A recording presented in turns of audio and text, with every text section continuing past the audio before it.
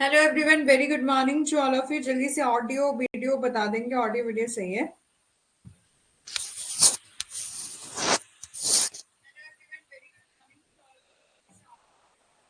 Audio video सही है?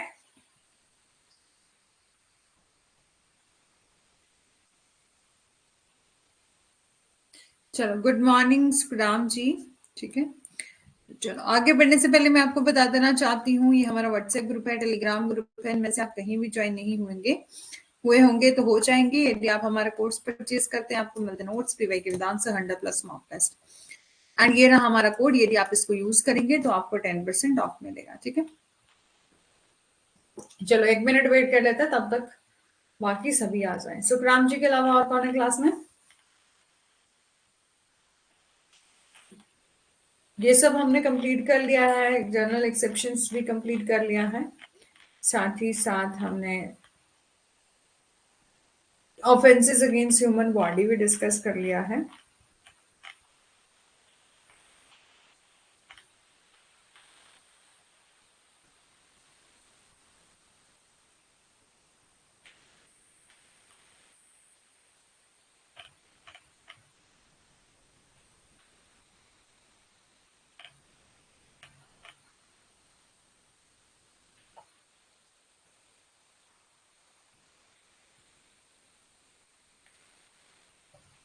चलो, आज हम करेंगे offences related to property, relating to property. ठीक है,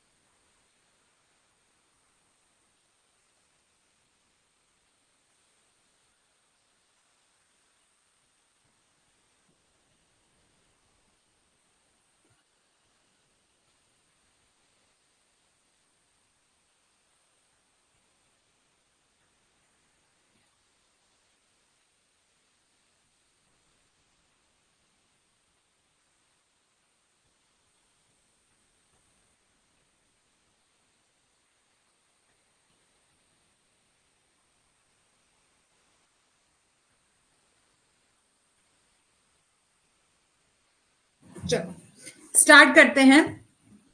offences related to property. Property को मेनली डिवाइड किया गया है टू पार्ट में। कौन कौन सी? मूवेबल प्रॉपर्टी होती है और इमूवेबल। टू पार्ट ऑफ या टू टाइप ऑफ प्रॉपर्टी होती है। Any offence which is committed in regard to any property, whether it is movable or immovable, ये punishable है under the provision of law of crime और Indian penal code. ठीक है, ये बोला कि कोई भी अपराध या कोई भी ऑफेंस जो कमिट किया जाता है, ठीक है, जो कि किसी प्रॉपर्टी से रिलेटेड, चाहे वो प्रॉपर्टी मूवेबल है चाहे इमूवेबल है, वो पनिशेबल है। ठीक है, यदि कोई ऑफेंस, यदि किसी पर्सन के द्वारा ऑफेंस किया जाता है किससे रिलेटेड? प्रॉपर्टी से रिलेटेड, चाहे वो मूवेबल है इमूवेबल है, तो उसको पनिशमेंट मिलती है according under the provision of law of crime और Indian penal code. These offenses and the punishment related to them are explained in detail section 378 से लेकर 460 ऑफ इंडियन पेनल कोड। 1860 में जो है वो आपका ऑफेंसेस रिलेटेड टू प्रॉपर्टी जो है वो बताए गए। कौन कौन से ऑफेंसेस हैं जो कि प्रॉपर्टी से रिलेटेड है? The offence which are mainly recognise in IPC are 10 in number. IPC में जो है वो मेनली रिकॉग्नाइज करे गए हैं आईपीसी में 10 नंबर। ठीक है, 10 टाइप ऑफ ऑफेंसेस जो है वो बताए गए हैं। ठीक है, तो you will find the detail in the each section in the following. ठीक है, इसको हम ईच सेक्शन को हम बहुत ही डिटेल में सबसे पहले डिस्कस करेंगे। सबसे पहले आता है आपका थेफ्ट, चोरी करना। ठीक है, चोरी होती है किसी प्रॉपर्टी की। ठीक है, एक्सट्रूशन करना, जबरन वसूली करना, और रॉबरी करना और डकैती करना, क्रिमिनल मिसअप्रोप्रिएशन। ठीक criminal misappropriation of property, criminal breach of trust, receiving stolen property and cheating, ठीक है, and fraudulent deed and disposition of property and mischief, criminal trespass. ये सब जो है वो टाइप है जो कि ऑफेंसेस रिलेटेड टू प्रॉपर्टी के टाइप है, ठीक है।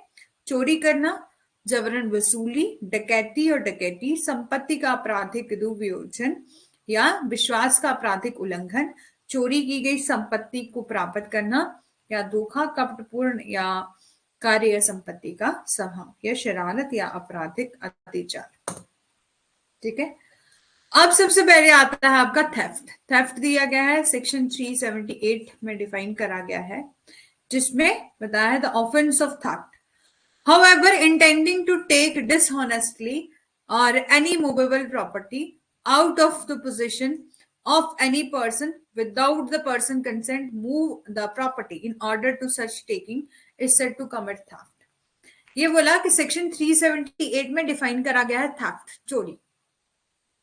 however intending कि जो कोई भी बेईमानी से किसी भी चल या अचल संपत्ति को, किसी भी चल संपत्ति को, सॉरी, मूवेबल प्रॉपर्टी को उस व्यक्ति की सहमति के बिना किसी व्यक्ति के कब्जे से बाहर ले जाता है या उसका इरादा रखता है, तो इस संपत्ति को इस तरह से लेने के लिए जो है वो ले लेता है, तो उसे चोरी करने के लिए चोरी करना कहा जाता है। देखो कि सबसे पहले मूवेबल प्रॉपर्टी, एक जगह से आप दूसरी जगह से दूसरी जगह से, ये फोन है, ये मूवेबल प्रॉपर्टी है, ये मूव हो सकता है one place to another person, तो कोई पर्सन जो है इसको उठा के चोरी कर सकता है। थेफ्ट हाउएवर इंटेंडिंग, यदि किसी पर्सन के द्वारा डिसऑनेस्टली, बेईमानी तरीके से कोई मूवेबल प्रॉपर्टी उसकी पोजीशन से उठाकर जो है वो किसी दूसरे, ठीक है, उसकी पोजीशन से उठाकर, ठीक है, उसकी पोजीशन से बाहर ले जाया जाता है बिना उस पर्सन की कंसेंट के, तो हम कहते हैं कि यहाँ पर क्या कमिट हुआ है, थेफ्ट हुआ है। और थेफ्ट के लिए 5 एसेंशियल्स हैं, कौन कौन से? डिसऑनेस्ट इंटेंट, ठीक है, बेईमान इरादा।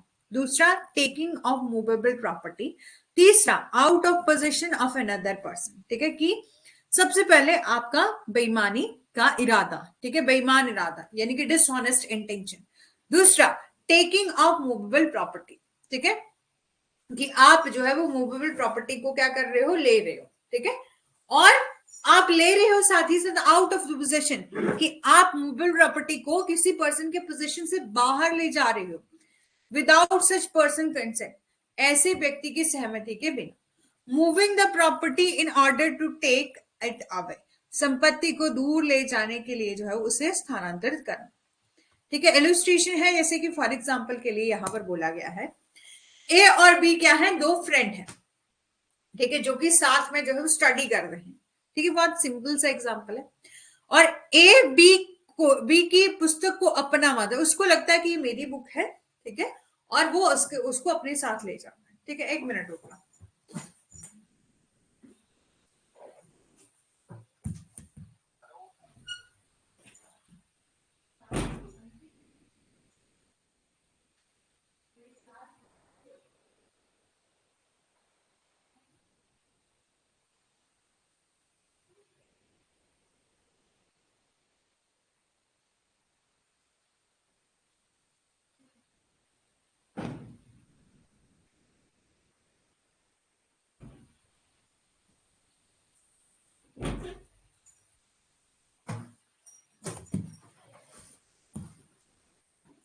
ठीक है, इलस्ट्रेशन देखा, ए और बी क्या है, दो मित्र हैं, ठीक है, 2 फ्रेंड हैं, और वो आपस में क्या कर रहे हैं, मतलब आपस में क्या करते हैं, पढ़ाई करते हैं, स्टडी करते हैं। 1 मिनट रुकना, एक तो जब बीच में से कॉल आ जाए ना तो सब बिगड़ जाता है, पूरा ऐप ही पेंड हो गया। चलो, और किसी को दिक्कत है तो बता दो, कोई दिक्कत नहीं है ना?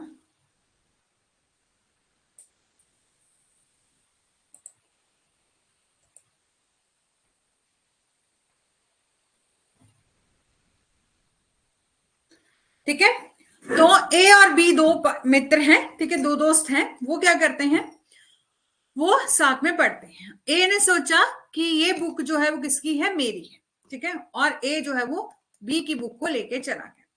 तो यहां पर, ठीक है, यहां पर जो उसने बी के कब्जे से बाहर जो बुक लेगी, वहां पर क्या है, पोजेशन तो आउट ऑफ हुआ, कि आउट ऑफ पोजेशन तो वो गई, लेकिन कोई डिसऑनेस्टली तरीके से उसने नहीं लिया, उसने कोई बेईमानी नहीं करी, hence it does not constitute a theft, ठीक है, इसलिए जो है वो ये चोरी का गठन नहीं करता है, ठीक है। और ए बी के घर जाता है और उसकी मेज पर जो है वो अंगूठी पाता है, ठीक है। ए जो है वो, दूसरा एग्जांपल ये है, ए और बी दो फ्रेंड हैं, ठीक है, फ्रेंड नहीं है, कि एक जो है वो अब बी के दोस्त के घर में जाता है, ये दोनों फ्रेंड हैं, और ए जो है वो बी के घर में जाता है और उसको उसकी मेज पर जो है वो एक रिंग मिलती है और वो जेड की, ठीक है, ठीक है, यहां पर बी होगा, ठीक है, बी की सहमति के बिना, ठीक है, बी की सहमति के बिना, विदाउट बी कंसेंट क्या करता है कि वो उस रिंग को उठाकर ले जाता है। तो यहां पर ए ने कमिट किया है थेफ्ट, क्योंकि उसका यहां पर डिसऑनेस्ट इंटेंशन है। एक्सप्लेनेशन में बोला है as long as the thing property is attach to earth, ठीक है, कि जब तक जो है वो वस्तु संपत्ति या पृथ्वी से जुड़ी होती है, यानी कि चल संपत्ति नहीं होने के कारण वह चोरी के अधीन जो है वो नहीं होती है, इसलिए जैसे ही इसे पृथ्वी से जो है वो काट दिया जाएगा, वो चोरी के अधीन योग्य जो है वो हो जाएगी। यानी कि ऐसी प्रॉपर्टी जो कि अटैच टू अर्थ है, as long as the thing property is attached to earth, not being movable property, it is not subjected to theft, but as soon as it is cut from the earth, ठीक है, जैसे उसको काट लिया जाएगा वो capable हो जाएगी, यानी कि उसको चोरी की जा सकती। दूसरा, a person is said to move a thing of by removing or obstruct which prevented it from moving or obstructing which prevented it from moving, or by separating it from any other thing as well as by actual moving it, ठीक है, कि एक व्यक्ति को एक बाधा को हटाकर किसी चीज को स्थानांतरित करने के लिए जो है वो कहा जाता है, जो कि उस बाधा को स्थानांतरित करने से रोकता है, जो कि इसे हिलने से रोकता है, या कि इसे किसी अन्य चीज से जो है वो अलग करता है, साथ ही साथ जो है वो वास्तव में इसे स्थानांतरित कर सकता है। सिंपल सा है, यहां पर बोला है सबसे पहले डिसऑनेस्ट इंटेंशन, ठीक है, बेईमानी का इरादा। दूसरा, टेकिंग अ मूवेबल प्रॉपर्टी, कि आप जो है वो मूवेबल प्रॉपर्टी को ले जा रहे हो एक स्थान से दूसरे स्थान पर जो ले जा रहे हो। तो मूवेबल प्रॉपर्टी बोला जो अटैच टू अर्थ होगी, जब इसको काट दिया जाएगा, जैसे कि ट्री है, ठीक है, जो वैल्यूएबल ट्री है या कोई भी ट्री है, ठीक है, उसको आप काट दे रहे हो, तो ये मूव हो सकता है, one place to another place जो है वो मूव हो सकता है, तो ये चोरी के योग्य जो है वो हो जाएगा। फिर आउट ऑफ पोजीशन जो है वो कोई भी पर्टिकुलर जो भी सामान है वो उस पर्टिकुलर एक पर्सन के पोजीशन से बाहर जा रहा है, विदाउट सच पर्सन कंसेंट, ऐसे व्यक्ति की सहमति के बिना, moving the property in order to take it away, ठीक है। अब है आपका a person by any mean cause an animal to move is said to move an animal, ठीक है, यदि कोई व्यक्ति जो है वो किसी भी तरह से जो है वो किसी जानवर को स्थानांतरित करने का कारण बनता है, तो उसे जानवर को स्थानांतरित करने के लिए कहा जाता है, और कहा जाता है कि उस जानवर द्वारा बाद में कुछ भी स्थानांतरित किया जाता है, तो उस, ठीक है, तो ठीक है, मतलब कुछ भी anything subsequent move by that animal is said to move by that animal, ठीक है। और consent as mentioned in the definition may be expressed or implied जो हो सकती है, may be given by the person in possession, की consent के बारे में हम बात करें तो वो एक्सप्रेस भी हो सकती है, इम्प्लाइड भी हो सकती है, लेकिन हम बात कर रहे हैं कि जब हमने विदाउट, बिना किसी इंटेंशन से, विदाउट इंटेंशन, ठीक है, डिसऑनेस्ट इंटेंशन से, without consent, sorry, without consent से जो है वो सामान एक पर्सन ने दूसरे पर्सन के पोजीशन से क्या ले लिया, ठीक है। तो यहां पर बोला consent as mention in the definition, जो एक्सप्रेस भी हो सकती है, इंप्लाइड भी हो सकती है, कि उसने उसकी कंसेंट नहीं ली थी, ठीक है। और एग्रीवेटेड फॉर्म ऑफ थेफ्ट क्या है, तो यहां पर बोला अ थेफ्ट इन एनी बिल्डिंग, जब भी आप किसी बिल्डिंग में, टेंट में, वेक्सल में use as a human dwelling, और for the custody of a property, section 380, ठीक है, जब भी जो है वो चोरी की जाती है किसी बिल्डिंग में, tent vessel used as human dwelling और for the custody of property, section 380। ठीक है, दूसरा theft by clerk servant of a property in position of a master, ठीक है, सेक्शन 381। ठीक है, क्लर्क या नौकर के द्वारा मालिक के कब्जे में जो है वो संपत्ति की चोरी, ठीक है, section 381। A theft after preparation made for causing death, hurt or restraint or fear of death to any person in order to commit theft or affecting the escape afterward, uh, or by retaining property taken by such theft, section 382। ठीक है, चोरी करने के बाद या बाद में जो है वो भागने के लिए या ऐसी चोरी द्वारा ली गई संपत्ति को बनाए रखने के लिए किसी भी व्यक्ति की मौत हो जाती है, या चोट पहुंचाने या रोकने या मौत का डर पैदा करने की तैयारी के बाद जो है वो चोरी, सेक्शन 382 में जो है वो दिया गया है। ठीक है, सेक्शन 379 में जो है, एक मिनट, हाँ, सेक्शन 379 में डिफाइन करी गई है पनिशमेंट फॉर थेफ्ट। ठीक है, कि सेक्शन 379 में जो है वो क्या दी गई है, पनिशमेंट दी गई है किसकी, चोरी की। ठीक है, it state however commit the theft shall be punished with imprisonment of either description for a term which may extend to 3 years or fine with both। ठीक है, जो कोई भी चोरी करता है उसे, ठीक है, जो कोई भी जो है वो चोरी करता है उसे 3 साल की अवधि के लिए जो है वो कारावास या जुर्माना या दोनों से दंडित जो है वो किया जा सकता है। ठीक है, समझ आ गया कि एक कोई पर्सन जो है वो जब चोरी करता है तो उसको कितनी पनिशमेंट मिलती है, 3 साल की सजा और फाइन और बोथ। ठीक है, यहां तक सबको समझ आ रहा है?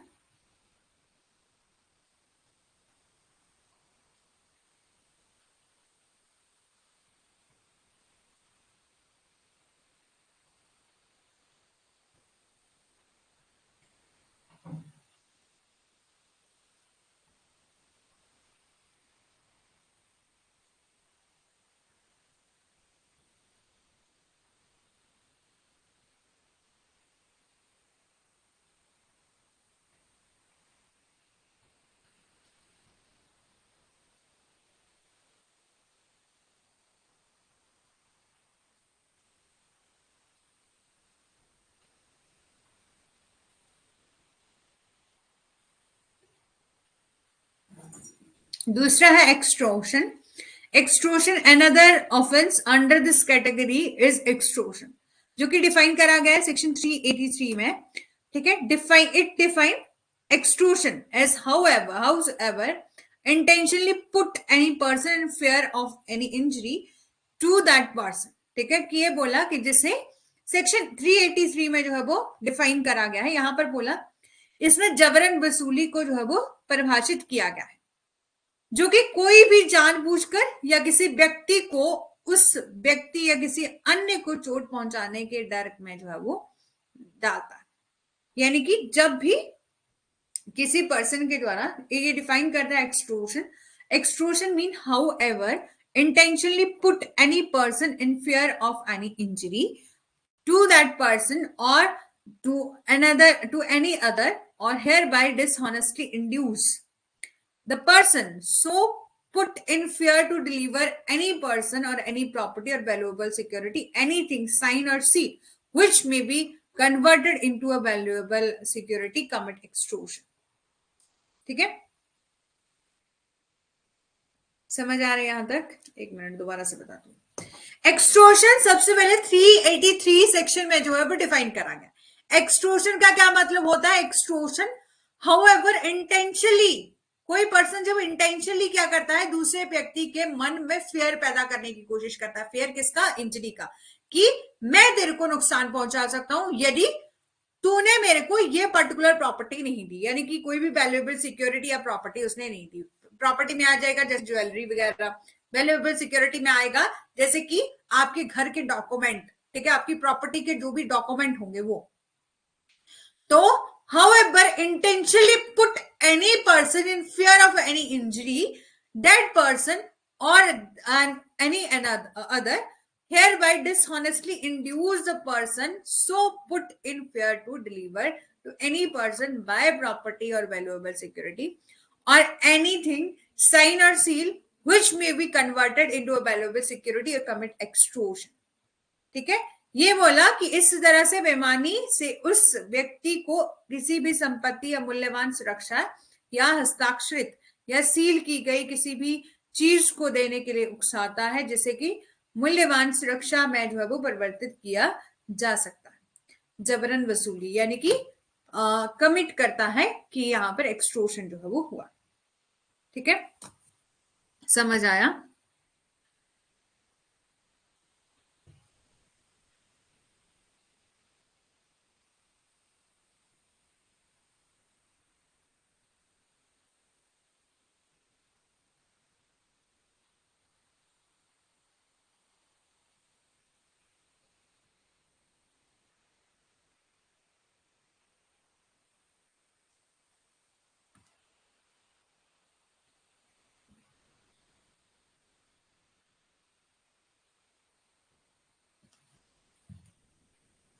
ठीक है, अब है इलस्ट्रेशन. इलस्ट्रेशन क्या है? जैसे कि ए जेड के बेटे को मारने की धमकी देता है. ठीक है, ए जेड को उसके बेटे के मारने की धमकी देता है जब तक कि वह अपनी संपत्ति ए को नहीं दे देता.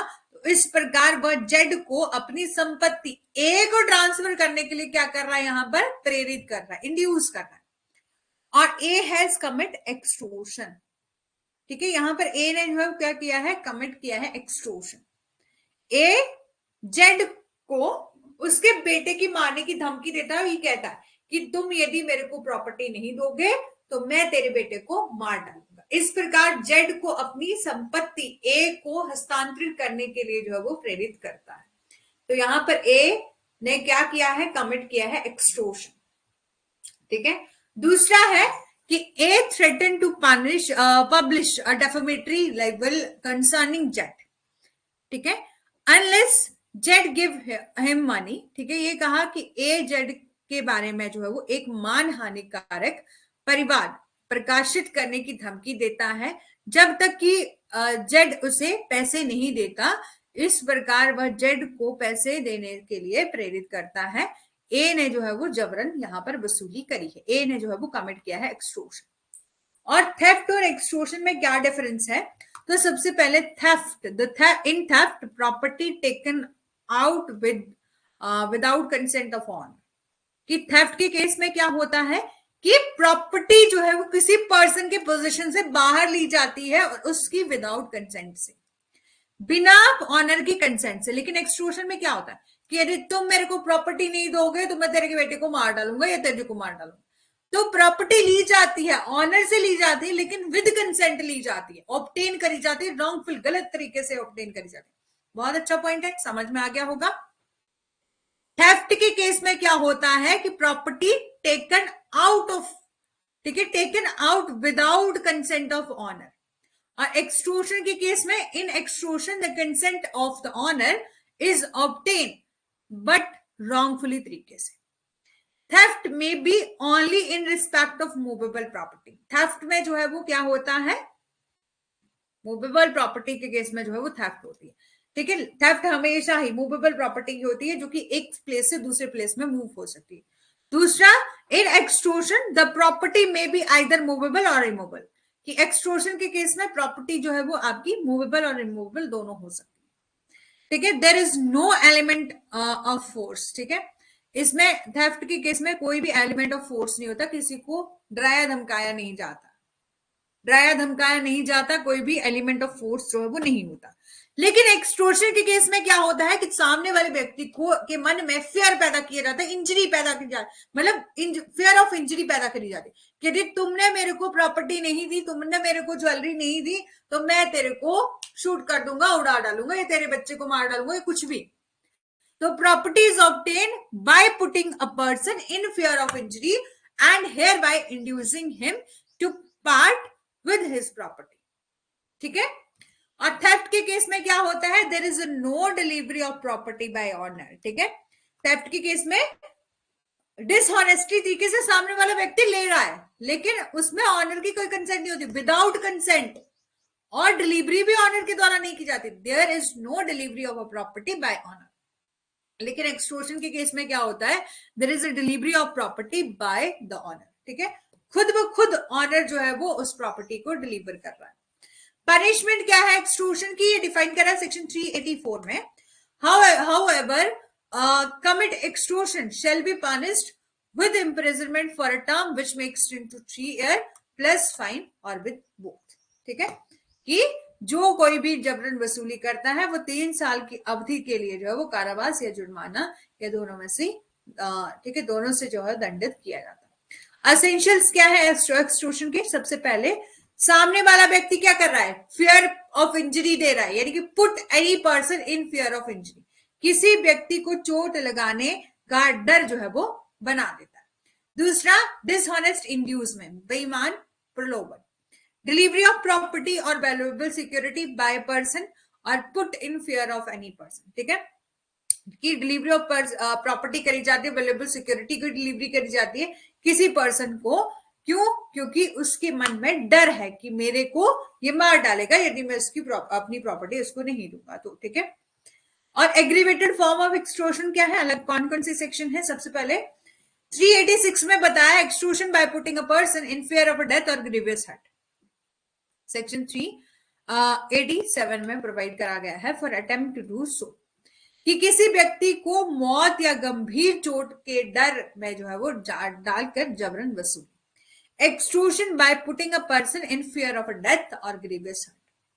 दूसरा, सेक्शन 383 में कहा कि एक्सटोर्शन बाय थ्रेट, ठीक है, कि एक्सटोर्शन बाय थ्रेट और acquisition of an offence punishable with death और इम्प्रिजनमेंट फॉर अ लाइफ, कि मौत और या आजीवन कारावास के साथ जो है वो दंडनीय अपराध के आरोप की धमकी देकर जबरन वसूली। सेक्शन 389 में कहा putting person in fear of acquisition of offence in order to commit extortion, कि जबरन वसूली करने के लिए जो है वो व्यक्ति को अपराध के आरोपों के डर में डालना।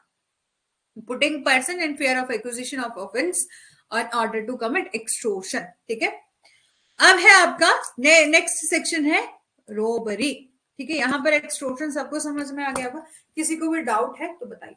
एक्सटोर्शन के केस में क्या होता है ना, कि एक्सटोर्शन के केस में सामने वाले व्यक्ति ये कहता है कि तुम मेरे को प्रॉपर्टी नहीं दोगे, इट मींस कि मैं आपको मार डालूंगा। ठीक है, आपके बच्चे को मार डालूंगा, मतलब सामने वाले पर्सन के माइंड में या मन में जो है वो फियर ऑफ इंजरी जो है वो पैदा की जा रही है, जिससे क्या वो डर जाए और प्रॉपर्टी खुद ब खुद आपको ट्रांसफर करते या डिलीवर करते। ठीक है, अब है आपका रोबरी। सेक्शन 390 में जो है वो डिफाइन करा गया है robbery, which is aggravated form of either theft और एक्सटोर्शन। ठीक है, रोबरी होती है डकैती। तो यहां पर बोला कि ये जबरन वसूली और थेफ्ट दोनों का ही क्या है, रूप है, which is aggravated form of either theft or extortion or both. In all robbery there is either theft or extortion। ठीक है, कि सभी डकैती में जो है वो या तो चोरी या जबरन वसूली जो है वो होती है। ठीक है, when theft is a robbery, कब जो है वो थेफ्ट जो है वो रोबरी होती है। तो यहां पर बोला theft is a robbery if in order to committing of a theft, in order to in committing a theft in or in carrying away or attempting to carry away property obtained by theft, or offender for that end voluntarily cause an or attempt to cause any person death or hurt or wrongful restraint or fear of instant death, of instant hurt and instant wrongful restraint। यहां पर बोला कि all robbery में क्या होता है, सभी, मतलब ये है आपका थेफ्ट, ठीक है, और ये है आपका एक्सटोर्शन। इन रॉबरी में आपका थेफ्ट भी आता है, एक्सटोर्शन भी आता है, यानी कि कब थेफ्ट रॉबरी हो सकता है, कब एक्सटोर्शन आपका रॉबरी हो सकता है। तो सबसे पहले कब थेफ्ट जो है वो रॉबरी होगा, the theft is a robbery if in order to committing of theft, ठीक है, कि यदि चोरी करने के लिए जो है, चोरी करने के लिए या चोरी के द्वारा संपत्ति ले जाने या ले जाने का प्रयास करने में अपराधी उस उद्देश्य के लिए स्वेच्छा से किसी व्यक्ति को मौत या चोट पहुंचाने या गलत तरीके से रोकने का प्रयास जो है वो करता है। कि चोरी करने के लिए व्यक्ति तो गया है, लेकिन चोरी के साथ साथ जो है वो किसी दूसरे पर्सन को डरा भी रहा है, सामने वाले पर्सन को जिसके भी घर में गया है।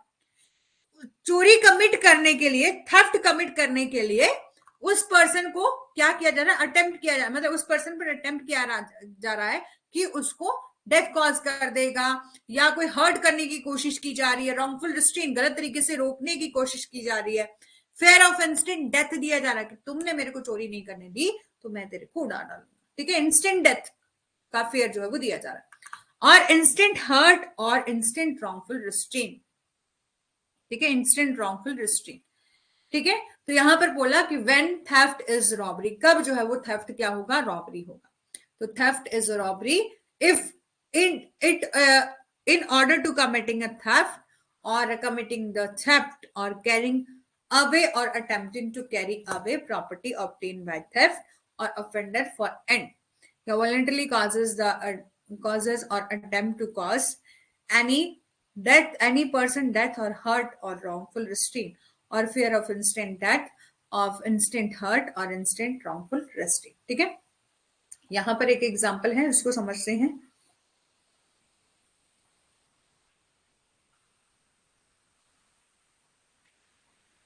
ठीक है, एक एग्जाम्पल है, उसको समझते हैं।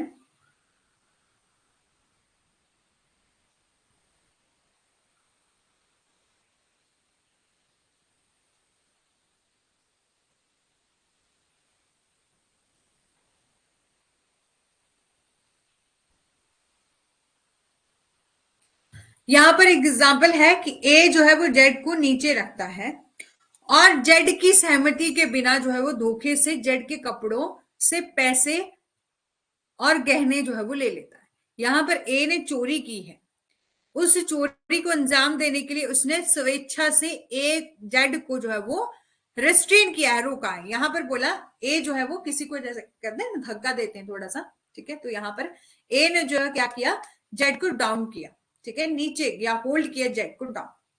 ऑल फ्रॉडुलेंटली, गलत तरीके से, धोखे से जो है वो ए ने क्या किया, जेड के कपड़ों में से पैसे और गहने जो है वो निकाल लिए बिना जेड की कंसेंट से।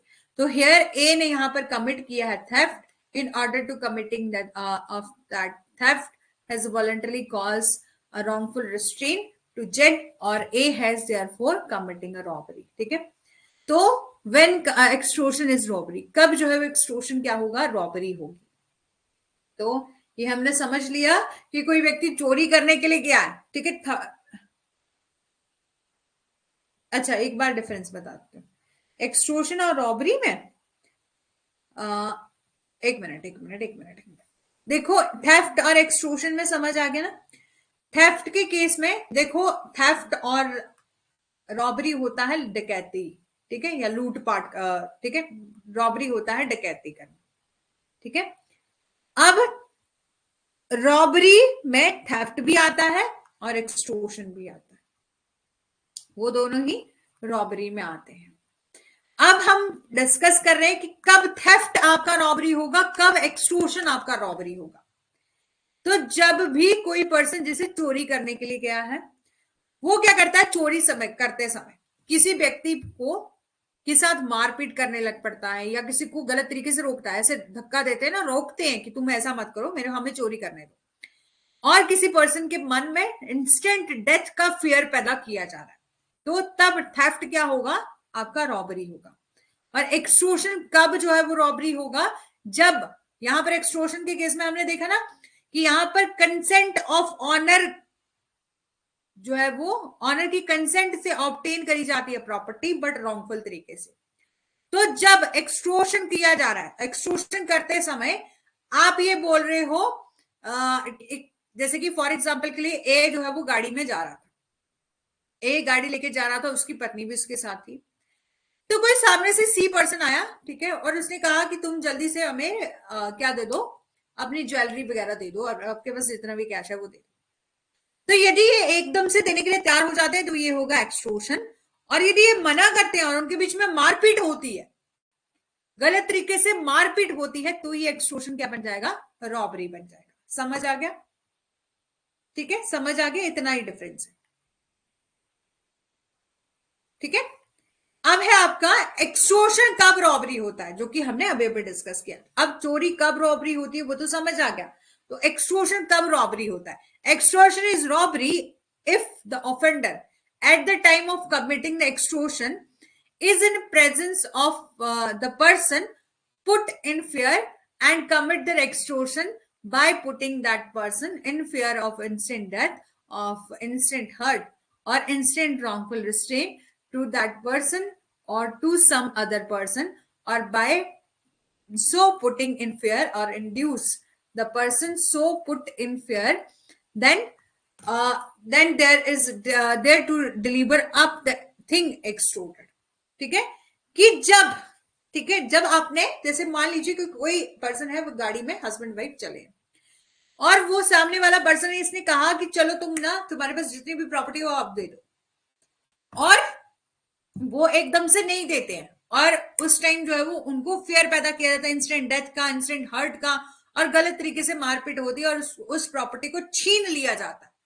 छीन लिया जाता है मतलब उनको नॉलेज है कि ये पर्सन छीन रहा है। उसमें हमने चोरी के केस में क्या देखा था कि ऑनर को पहले पता नहीं था, ऑनर को तो बाद में पता चला कि यहाँ पर मेरे साथ चोरी हो गई है, मेरे प्रॉपर्टी की चोरी हो गई। लेकिन एक्सटॉर्शन के केस में, एक्सटॉर्शन कब रॉबरी होगा?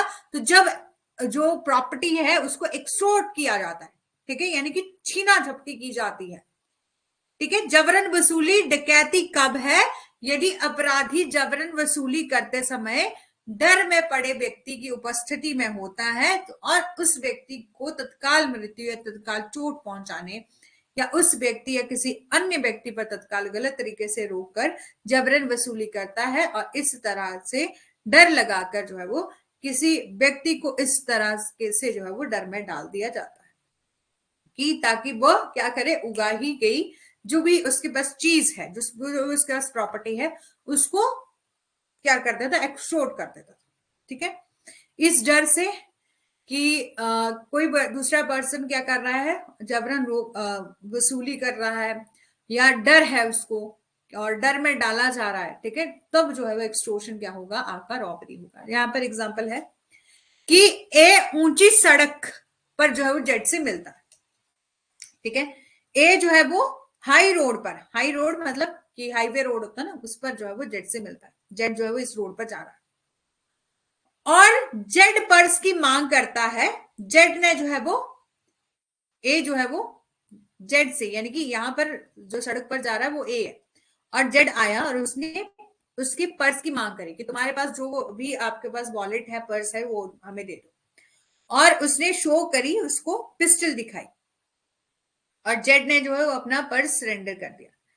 ठीक है, देखो दोबारा से समझो कि जेड जो है वो हाई रोड पर जा रहा था, ए आया, उसने क्या किया, उसने कहा कि उसने शो करी उसको पिस्टल, पिस्टल दिखाई और डिमांड करी पर्स की, तुम पर्स दे दो।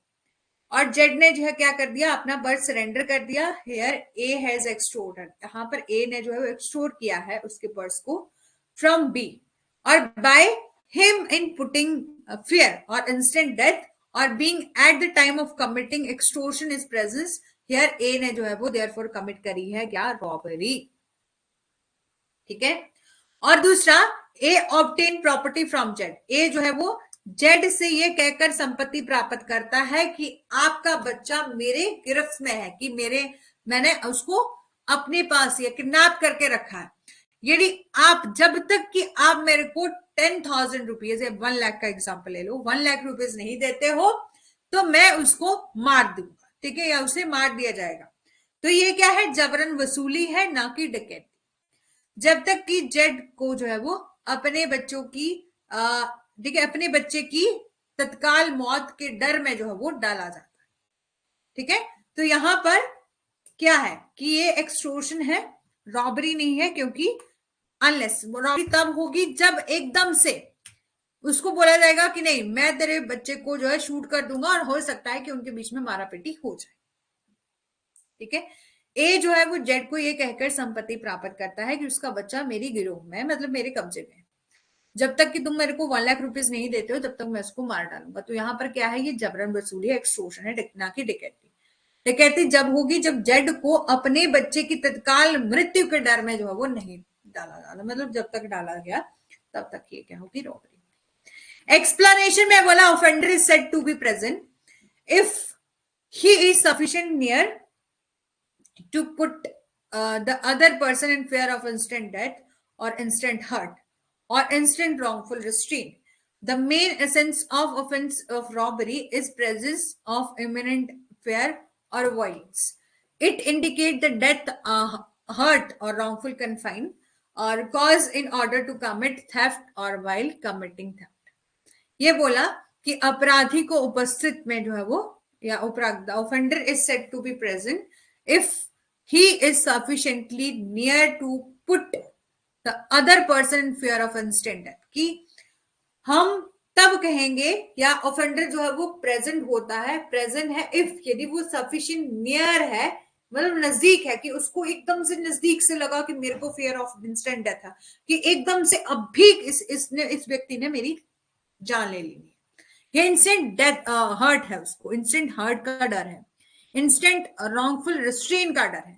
मेन एसेंस क्या है ऑफेंस ऑफ रॉबरी के, is the presence of imminent fear or violence. It indicate death, hurt or wrongful confinement or cause in order to commit theft or while committing theft.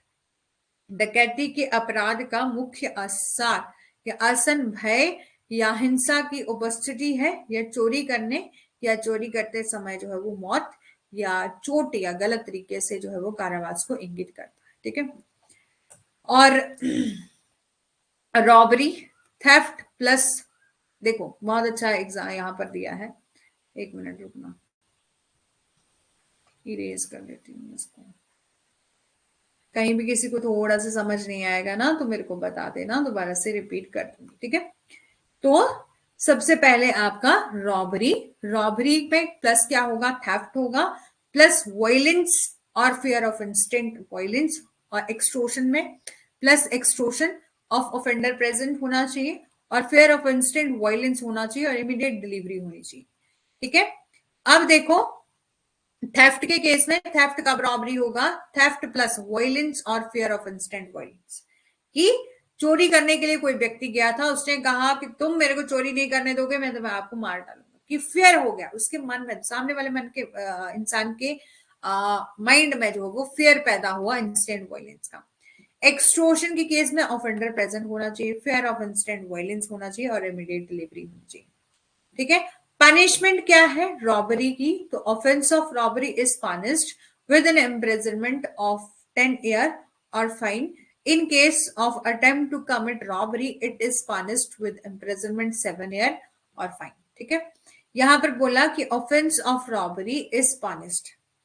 offense of robbery के लिए कितनी punishment है, imprisonment होगी 10 year की, plus fine होगा, और in case of attempt to commit robbery, it is punished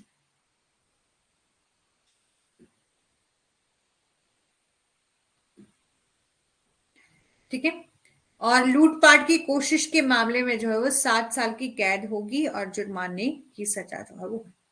section 392 में define करा गया है पनिशमेंट फॉर रॉबरी इफ, यदि वो कमिट की जाती है हाईवे पर, ठीक है, बिटवीन द सनराइज और सनसेट। ठीक है, कि जब सूर्योदय और सूर्यास्त के बीच में राजमार्ग पर जब कोई रॉबरी की जाती है तो इम्प्रिजनमेंट कितनी होगी, 14 साल की होगी, 14 साल की कैद की सजा जो है वो होगी। ठीक है, अब हम करेंगे डकैती। ठीक है, यहां तक बताएंगे, सबको समझ आ गया।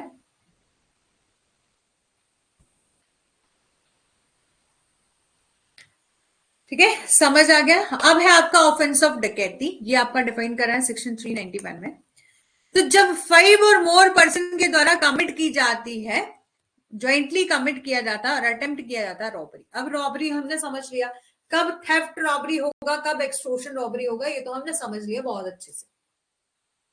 ठीक है, समझ लिया ना कि कब जो है वो थेफ्ट आपका रॉबरी होगा। तो थेफ्ट कब रॉबरी होगा, जब आपको थेफ्ट चोरी के साथ साथ क्या है, वायलेंस और fear of instant violence.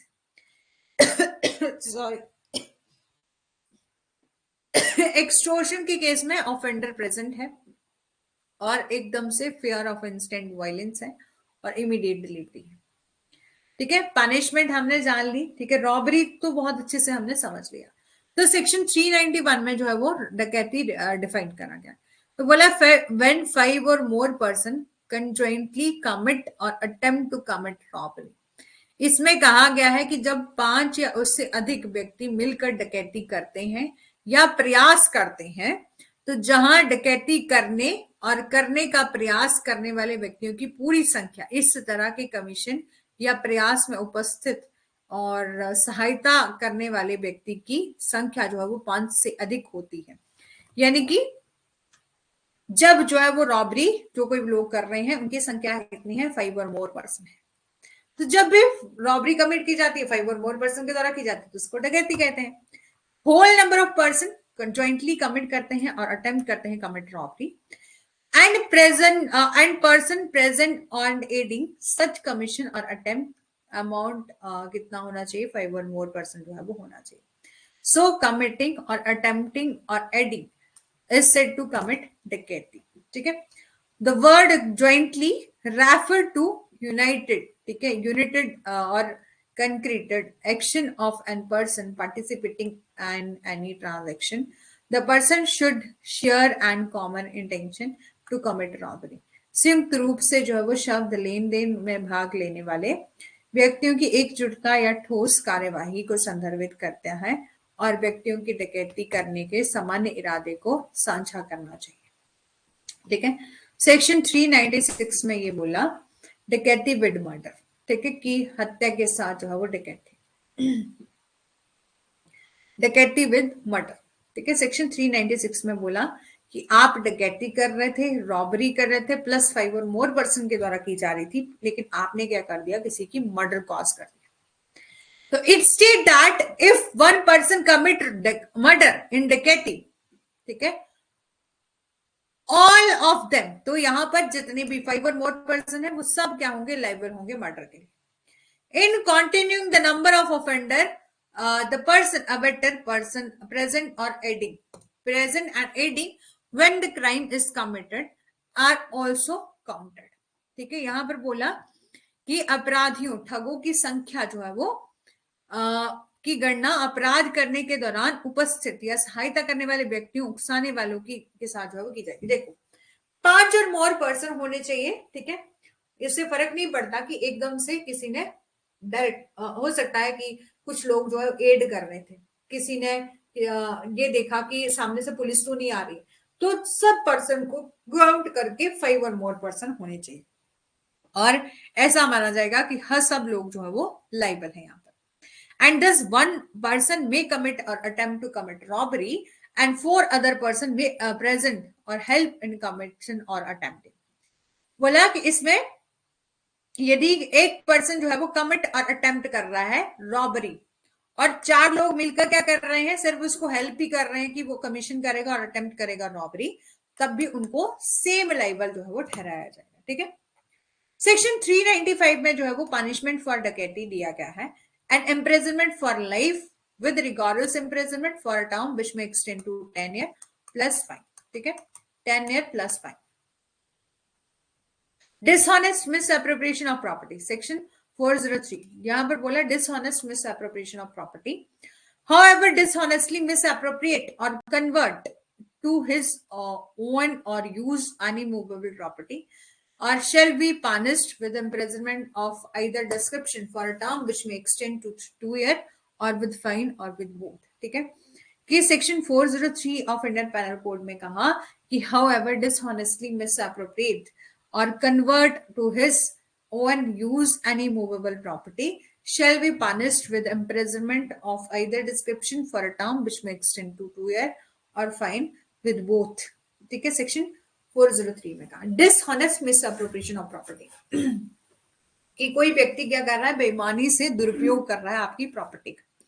Section 403 of Indian penal code में कहा है हाउएवर जब कोई व्यक्ति जो है वो बेईमानी से डिसऑनेस्टली मिसअप्रोप्रिएट और कन्वर्ट करता है to his own use of any movable property shall be punished with imprisonment of either description for a term which may extend to 2 years और फाइन कितना होगा, फाइन और बोथ हो सकते हैं।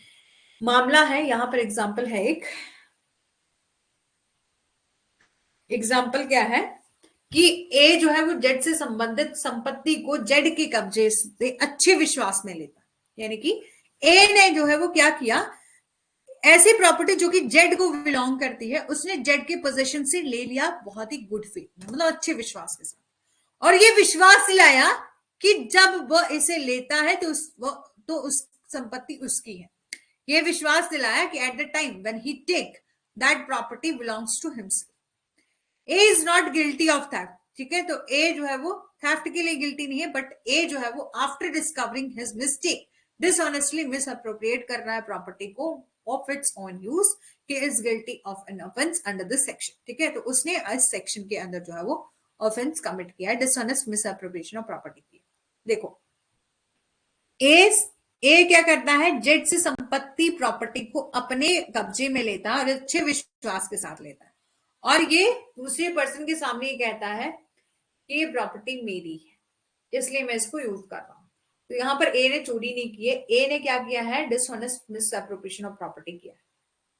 ठीक है, अब है आपका क्रिमिनल ब्रीच ऑफ ट्रस्ट। ठीक है, ये केस इससे पहले भी मैंने आपको कौन सा करवाया था, डोमेस्टिक वायलेंस करवाया था शायद, स्त्री धन में, स्त्री धन डिस्कस किया था हमने, तो हमने डिस्कस किया था क्रिमिनल ब्रीच ऑफ ट्रस्ट के बारे में। प्रैक्टिकल आप कोर्ट में जाओगे ना तो आपको ढेर सारे ऐसे केस मिल जाएंगे जो कि क्रिमिनल ब्रीच ऑफ ट्रस्ट के लिए। ठीक है, ज्यादातर मामले आजकल कैसे आ रहे हैं, डोमेस्टिक के आ रहे हैं, जिसमें एक लड़की जिसने शादी करी है उसने अपने ससुराल को छोड़ दिया है, उसके बाद उसका जो स्त्री धन होता है जिसको हम दहेज भी कह सकते हैं या डॉरी जो होती है, ठीक है, घर का सामान, वो अभी तक ससुराल वालों के कब्जे में है। तो एक लड़की क्या करती है, क्रिमिनल ब्रीच ऑफ ट्रस्ट का जो है वो केस फाइल करती है। ठीक है, क्यों, क्योंकि ये कहती है कि मेरा जो सामान है उनके कब्जे में है और ये क्रिमिनली ब्रीच कर रहे हैं मेरे ट्रस्ट को, ठीक है, मेरी प्रॉपर्टी को।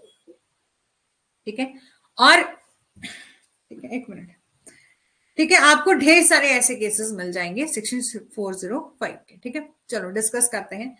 तो सेक्शन 405 जो है वो आपका डिफाइन करता है offence of criminal breach of trust. However, being in any manner interested with the property or with any domain over the property and dishonestly misappropriate or convert its own use of property or dishonestly use or dispose of that property in violation of any direction of a law prescribe the mode in which such trust to be discharged or any discharge or any legal contract express or implied which he has made touching the discharge of such trust and willfully suffer any other person so to do or commit criminal breach of trust। ठीक है, section 405 में कहा कि आपराधिक विश्वासघात के अपराध को परिभाषित जो है वो किया गया है, जो कोई भी किसी भी तरह से संपत्ति के साथ जो है वो सौंपा गया है, संपत्ति पर जो है वो किसी भी प्रभुत्व के साथ बेईमानी से उस संपत्ति का दुरुपयोग करता है या उस संपत्ति के उपयोग में परिवर्तित करता है, यानी कि बेईमानी से कोई पर्सन डिसऑनेस्टली या क्या कर रहा है, यूज कर रहा है उस प्रॉपर्टी को, डिस्पोज ऑफ करने की कोशिश कर रहा है इस प्रॉपर्टी को, और violation of any direction of law, और किसी जो भी लॉ के द्वारा डायरेक्शन दी गई है उसकी वायलेशन कर रहा है। ठीक है, prescribing in the mode such trust is to be discharge or any legal contract express or implied which he has made touching and discharge of such trust willfully suffer any other person so to do commit criminal breach of trust। ठीक है, essential ingredient क्या है criminal breach of trust के, there should be an entrustment by one person to another of the property। एक व्यक्ति के द्वारा संपत्ति के दूसरे व्यक्ति को सौंपा जाना चाहिए, कि एक व्यक्ति के द्वारा प्रॉपर्टी को दूसरे व्यक्ति को सौंपा जाना चाहिए, सबसे पहले उसको दिया गया होना चाहिए, with any dominium over the property. ठीक है, संपत्ति पर जो है वो किसी भी प्रभुत्व के साथ, और इस तरह से सौंपा जाना चाहिए कि उस पर विश्वास है, ट्रस्ट है. Such interestment must be interest. There must have been a appropriation, misappropriation or ठीक है, conversation, ठीक है, to its own use by the person by who receive the property in trust. Trust में संपत्ति प्राप्त करने वाले व्यक्ति के द्वारा अपने स्वयं के उपयोग में दुरुपयोग या रूपांतरण जो है वो किया गया होगा. और such conversion or retention of the property must be against or violation of any directions. Law prescribe the mode in which such trust is to be discharged or any legal contract made touching the discharge of such trust. कि संपत्ति का इस तरह से का रूपांतरण या प्रतिधारणा किसी भी निर्देश के खिलाफ या उल्लंघन में जो है वो होना चाहिए, या कानून उस तरीके को निर्धारित करता है जिसमें ऐसे ट्रस्ट का निर्वहन किया जाना है, और ऐसे ट्रस्ट के निर्वहन को छूने वाले किसी भी कानूनी उपबंध का जो है वो होना चाहिए. ठीक है. This offense consists of any of the four positive acts: misappropriation, conversion, user or disposal of property. Negligence is not a dishonest intention. Negligence या लापरवाही बेईमानी का इरादा नहीं है. If person commit a criminal breach of trust, the refund of amount misappropriated when the act of deflect, ठीक है, is discovered and it does not absolve him of the offense. ठीक है, समझ आ रहा है.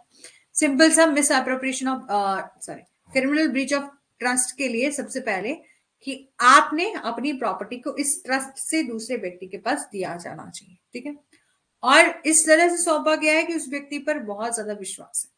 और there must be win misappropriation or conversion of to his own use of property who received the property in trust. ठीक है, संपत्ति trust में संपत्ति प्राप्त करने वाला व्यक्ति के द्वारा अपने स्वयं के उपयोग में दुरुपयोग या रूपांतरण जो वो किया गया होगा. पनिशमेंट क्या है? सेक्शन 406 में डिफाइन करी है punishment. Punishment for criminal breach of trust as imprisonment, either description for a term which may extend to 3 years or with fine. ठीक है. डिस्टिंक्शन बिटवीन क्या है थेफ्ट और क्रिमिनल ब्रीच ऑफ ट्रस्ट में क्या कुछ डिफरेंस है? तो थेफ्ट में there is a wrongful thing taking. कि थेफ्ट की केस में क्या होता है, कोई पर्सन जो है रॉन्गफुली तरीके से, गलत तरीके से मूवेबल प्रॉपर्टी को लेता है बिना कंसेंट ऑफ ऑनर के.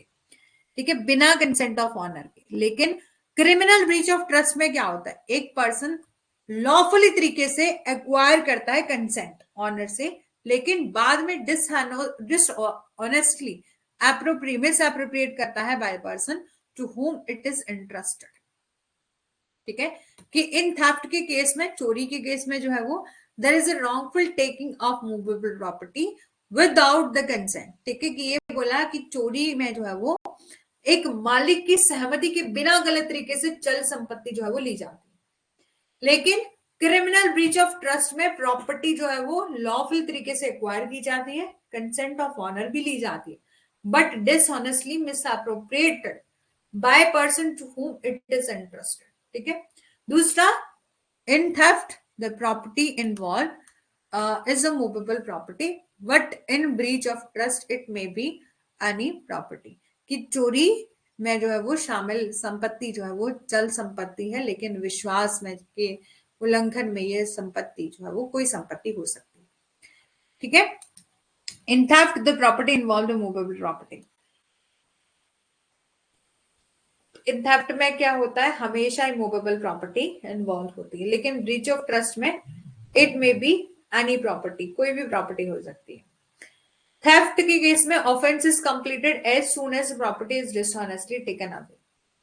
चोरी में बेईमानी से संपत्ति छीनते हुए जो है वो अपराध पूरा हो जाता है. विश्वास के उल्लंघन में अपराध तब होता है जब अपराधी बेईमानी से जो है वो संपत्ति को अपने स्वयं के उपयोग में जो है वो परिवर्तित करता है. ठीक है, यहां तक समझ आया? सुखराम जी के अलावा और कौन कौन है क्लास में, ये भी बता दो भाई.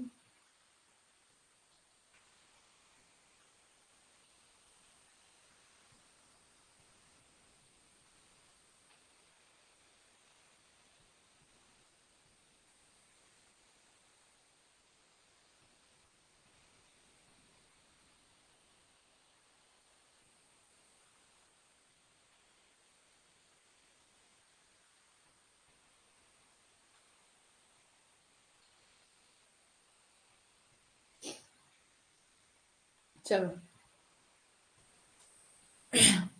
अब है आपका डिस्टिंक्शन बिटवीन क्रिमिनल मिसएप्रोप्रिएशन और breach of trust. Criminal breach of trust, misappropriation में क्या होता है, property come into the position of the offender by some causality, ठीक है, और otherwise and he afterward misappropriation, ठीक है, कि मिसएप्रोप्रिएशन के केस में क्या होता है, property come into the possession of the offender by some, ठीक है, किसी कॉज के कारण, या बोला दुर्विनियोजन में संपत्ति किसी हताहत या अन्यथा से अपराधी के कब्जे में जो है वो आ जाती है और बाद में इसका दुरुपयोग जो है वो करता है। यानी कि मिस एप्रोप्रिएशन में क्या होता है, प्रॉपर्टी जो है वो उसके कब्जे में आ जाती है, लेकिन बाद में कब्जे में आने के बाद उसका जो है वो गलत तरीके से यूज किया जाता है, मिस अप्रोप्रिएट किया जाता है उस प्रॉपर्टी को।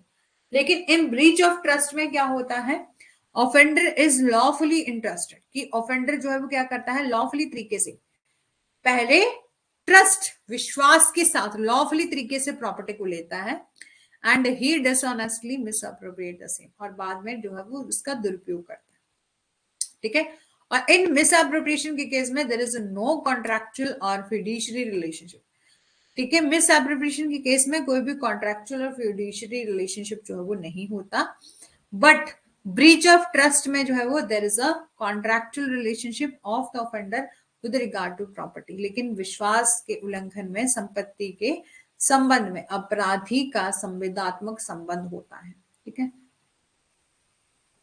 और a breach of trust include criminal appropriation but the, ठीक है, converse is not always true, कि विश्वास के उल्लंघन में अपराधी जो है वो क्या करता है, दुरुपयोग शामिल है, लेकिन इसके विपरीत ये हमेशा सच नहीं है, ठीक है। मिस एप्रोप्रिएशन के केस में कोई कॉन्ट्रैक्ट नहीं होता, कोई फिड्यूशियरी रिलेशनशिप नहीं होता, कोई पर्सन जो है वो पहले उसके पास प्रॉपर्टी आ जाती है और बाद में जो है उसका मिसयूज करता है, दुरुपयोग करता है। लेकिन क्रिमिनल ब्रीच ऑफ ट्रस्ट में क्या है कि कोई पर्सन पहले लॉफुली तरीके से ट्रस्ट हासिल करता है, विश्वास करता है, ठीक है, लेकिन बाद में उस विश्वास के, ठीक है, उस विश्वास की ब्रीच करता है, डिसऑनेस्टली मिस अप्रोप्रिएट कर रहा है उस प्रॉपर्टी को और ब्रीच कर। सेक्शन 407 से लेकर 409 में ये बोला, सेक्शन 407 में कहा 407 is applicable to criminal breach of trust by carrier, ठीक है। ये कहा कि बियर हाउस कीपर द्वारा जो है वो विश्वास के आपराधिक उल्लंघन पर लागू होता है, ठीक है। यहाँ पर सेक्शन 407 में, ठीक है, सेक्शन 407 जो है वो आपका एप्लीकेबल है to criminal breach of trust by carrier और वार, ठीक है, वार फिंगर या हाउस कीपर के द्वारा विश्वास के आपराधिक उल्लंघन पर जो है वो लागू होता है, ठीक है। Warehouse keeper and provide punishment imprisonment 7 साल, ठीक है, 7 साल की सजा होगी। एंड जो आपका सेक्शन 408 है वो की बात करता है applicable to criminal breach of trust by clerk, की यदि कोई ट्रस्ट कोई क्लर्क या सर्वेंट जो है वो क्रिमिनल ब्रीच ऑफ ट्रस्ट करता है, ठीक है, कि कोई किसका क्लर्क है या कोई सर्वेंट है वो क्रिमिनल ब्रीच ऑफ ट्रस्ट यदि करता है तो उसको 7 साल की इम्प्रिजनमेंट जो है वो होगी, ठीक है। और जब का सेक्शन 409 है वो बात करता है however being any manner interested with the property or with any domain over the property in his capacity of the public servant or in the way of business, banker, merchant, or factor, broker, attorney, or agent commit the criminal breach of trust in respect of a property shall be punished with imprisonment for a term which may extend to 10 years or shall be liable for, ठीक है, liable to fine. Section 409 जो है वो बात करता है, इसमें कहा गया है कि यदि कोई लोक सेवक की क्षमता या बैंकर, व्यापारी, कारक, दलाल, वकील या एजेंट के रूप में अपने व्यवसाय के माध्यम से जो है वो किसी भी तरह से संपत्ति के साथ जो है या संपत्ति पर किसी भी प्रभुत्व के साथ उस संपत्ति के संबंध में जो है वो विश्वास का आपराधिक उल्लंघन करता है तो उसे 10 साल की अवधि के लिए कारावास से दंडित जो है वो किया जाएगा और जुर्माना भी लगाया जाएगा।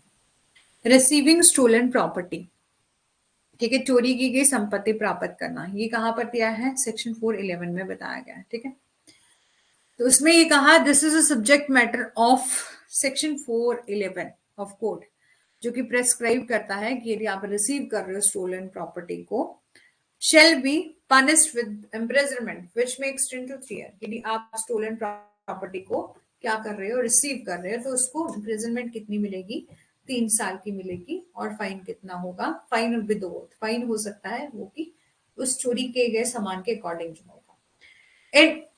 It is clear that receiver of stolen property is punished in the same way as a person who actually steal the property by section 379। ठीक है, और ये कहा इसमें स्पष्ट है कि चोरी की गई संपत्ति के प्राप्तकर्ता को उसी तरह से दंडित किया जाता है कि जैसे कि वो व्यक्ति जो कि वास्तव में सेक्शन 379 के तहत जो संपत्ति चुराता है। ठीक है, और essential requirement क्या है for convicting a person under this section are mainly 2। यहां पर बोला इस धारा के तहत जो है वो किसी व्यक्ति को दोषी ठहराने के लिए आवश्यकताएं मुख्य रूप से जो है वो 2 है, कि एक चोरी की गई संपत्ति की बेईमानी से प्राप्ति या प्रतिधारणा है, और दूसरा ये है कि उसे प्राप्ति की समय जो है वो जानकारी थी, कि उसे इस प्रॉपर्टी स्टोल करने के टाइम में जो ये जानकारी थी कि उसने रिसीव करी है प्रॉपर्टी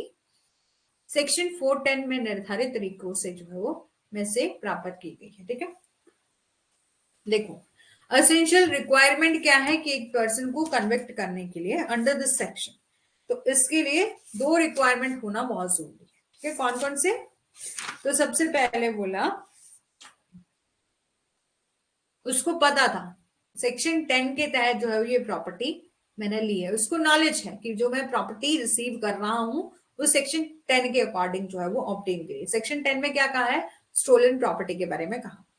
ठीक है, और सेक्शन 11 में कहा डिसऑनेस्टली तरीके से रिसीव की जा रही है स्टोलन प्रॉपर्टी, तो ऐसा माना जाएगा कि उसी ने स्टोलन प्रॉपर्टी या उसी ने स्टोल करी है प्रॉपर्टी, चोरी उसी ने करी है।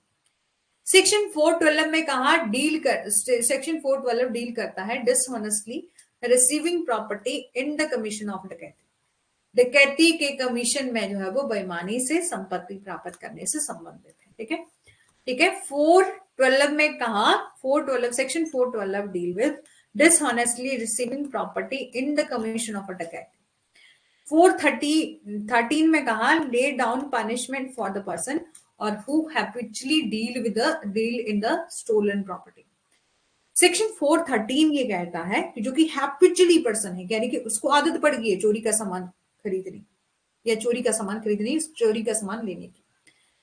Section 413 lay down punishment for person who habitually deal in the stolen property. 414 में क्या कहा, 414 punish the person who assist or in concealment of stolen property, उस व्यक्ति को दंडित करती है जो कि चोरी की गई संपत्ति को छिपाने में सहायता जो है वो करता है। सेक्शन 440 जो कि बात करता है कि assisting in concealment of the stolen property. ठीक है, कि punished the person who assist, ठीक है, assist in concealment of, concealment होता है छुपाना। ठीक है, तो उस व्यक्ति को दंडित करता है। सेक्शन 414 में कहा उस व्यक्ति को दंडित करने के बारे में बात की जाती है जो कि चोरी की गई संपत्ति को छुपाता है, जो छुपाने में सहायता करता है। ठीक है, सेक्शन 415 में चीटिंग बताया गया है। 460 में चीटिंग बाय पर्सोनेशन कहा गया है, पनिशमेंट बताई गई चीटिंग की 417 में। ठीक है, तो चीटिंग के बारे में बात करते हैं। ठीक है, आई होप कि यहां तक आपको समझ में आया होगा। ठीक है, एग्जैक्ट टाइम बताएंगे कब, सुखराम जी आप सबसे पहले क्लास में आए, तो आपके फोन में जो यहाँ पर क्लास का टाइम शो हो रहा है वो कितना है, ठीक है, बताएंगे मेरे को 1 आवर कितने मिनट है। ठीक है, वैसे ही 1 आवर 50 या 55 हो जाएंगे तो मेरे को बता देना। ठीक है, क्योंकि जब मैंने क्लास ली थी उसके बाद जो है वो क्लास मेरे फोन से लेफ्ट हो गई थी, जिसकी वजह से मेरे को यहाँ पर टाइम शो नहीं हो रहा। ठीक है, ये है आपका cheating. Cheating this is very common offence in generally, आपने बहुत बार सुना होगा सोसाइटी में। ठीक है, बहुत बार सुना होगा सोसाइटी में। इट डील विद सेक्शन 4 412 से लेकर 423 में, ठीक है। यहाँ पर 412 से लेकर 412 में बात करी जाती है डिसऑनेस्टली रिसीव करी है आपने property, stolen property in the commission of डेरिकेट, ठीक है। तो ये बोला this is a very common offence and generally आपने सुना होगा सोसाइटी में ये, ठीक है। इसको डील किया गया है, यानी कि इसको सेक्शन 412 से लेकर ठीक है 4 अभी 110 हुए ना, ठीक है, ठीक है। It deal with the section 412 to 423. Out of the section 416 deal with the cheating by impersonation, which is punished while section 419, ठीक है। यहां पर बोला कि सेक्शन 416 में जो है वो में से प्रतिरूपण द्वारा धोखाधड़ी से संबंधित है, जिसे धारा 419 के तहत दंडित किया जाता है। 417 जो बात करता है, section 417 punished offenses of cheating, and the last section 420 which is very common, ठीक है, which is very commonly deal with the offense of cheating and dishonestly inducing delivery of a property. The punishment in this section is prescribed imprisonment of either description for a term which may extend to 7 years or also liable with a fine, ठीक है। ये बोला कि section 420 में यानी कि जितने भी सेक्शन है 412 से लेकर 412 में तो वैसे भी डिसऑनेस्टली यदि कोई आप क्या कर रहे हो, स्टोलन प्रॉपर्टी को रिसीव कर रहे हो, उसके बारे में बात करेंगे। लेकिन जो चीटिंग के सेक्शन है वो सेक्शन 415 से स्टार्ट है। सेक्शन 420 में कहा गया cheating and dishonestly induce delivery of property. कहते ना 420 पर्सन सुना होगा आपने, 420 है, 420 में बात करी जाती है धोखाधड़ी की, चीटिंग की, धोखा की, ठीक है। कि यदि कोई पर्सन धोखा दे रहा है, बेईमानी से इंड्यूस कर रहा है, डिलीवरी कर रहा है उस प्रॉपर्टी, ठीक है। तो 420 which is very commonly known deal with the offense of cheating or dishonestly inducing delivery of a property, ठीक है। कि 420 जो कि आमतौर पर जानी जाती है कि धोखाधड़ी और बेईमानी से संपत्ति की डिलीवरी को प्रेरित करता है। इसमें कितनी पनिशमेंट है? 7 ईयर विद फाइन, ठीक है। मेन इंग्रेडिएंट क्या है इस ऑफेंस ऑफ चीटिंग के? सबसे पहले डिस्क्रिप्शन ऑफ एनी पर्सन, ठीक है। सबसे पहले बात आती है आपकी fraudulently of dishonestly inducing that person, ठीक है। बेईमानी से उस व्यक्ति को प्रेरित करना, ठीक है। Fraudulently of dishonestly inducing that person. और दूसरा deliver any property to any person, ठीक है। किसी व्यक्ति को किसी संपत्ति, कोई संपत्ति जो है वो प्रदान करना, ठीक है।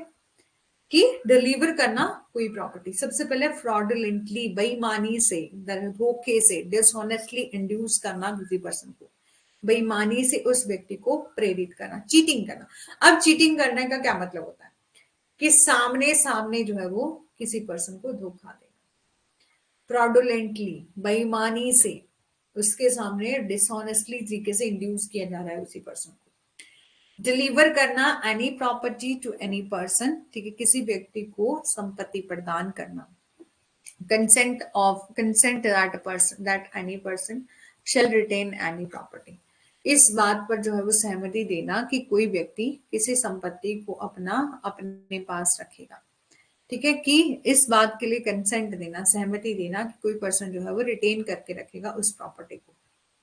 Intentionally inducing that person to do or omit to do anything which he would not do or omit if he was not so deceived, and which act or omission cause and likely to cause damage or harm to a person or in body, mind or reputation of property। जानबूझकर उस व्यक्ति को जो है वो कुछ भी करने से करने या छोड़ने के लिए प्रेरित करना जो कि वह नहीं करेगा या छोड़ देगा। यदि वो इतना धोखा नहीं कर देता है तो किस व्यक्ति या चूक से जो है वो शरीर, मन, प्रतिष्ठा या संपत्ति में किसी व्यक्ति को नुकसान होने की संभावना है, ठीक है। अब fraudulent deed and disposition of property से आप क्या समझते हैं कि फ्रॉडुलेंट डीड धोखाधड़ी, विलेख या संपत्ति का निपटान, subject to cover in this section, section 421 and 424। ठीक है, यहां पर बोला कि इस सब्जेक्ट को कवर किया, इन सेक्शन को कवर किया है सेक्शन 421 से लेकर 424 में जो है वो शामिल किया गया। and the subject in regarding the benami transaction in the fraud of creditor। ठीक है,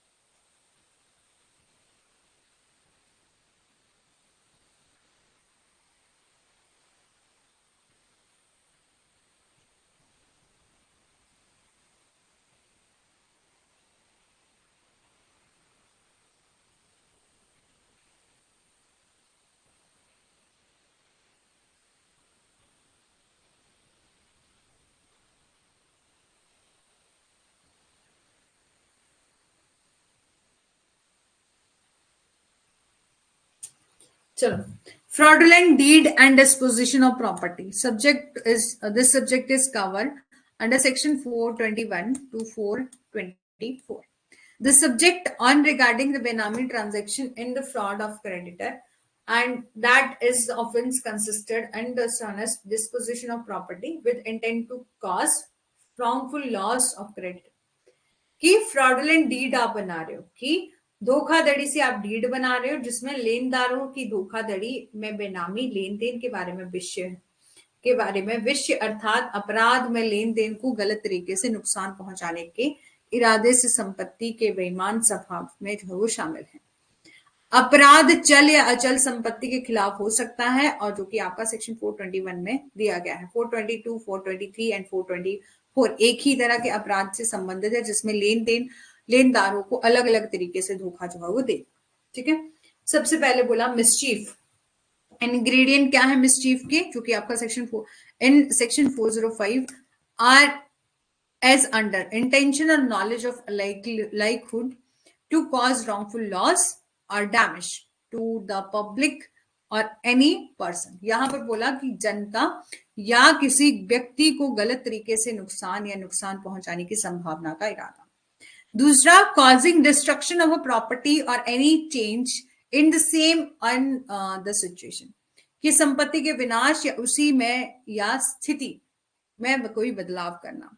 या मिसचीफ का क्या मतलब होता है, शरारत करना, कि आप किसी की प्रॉपर्टी के साथ कोई शरारत जो है वो कर रहे हैं।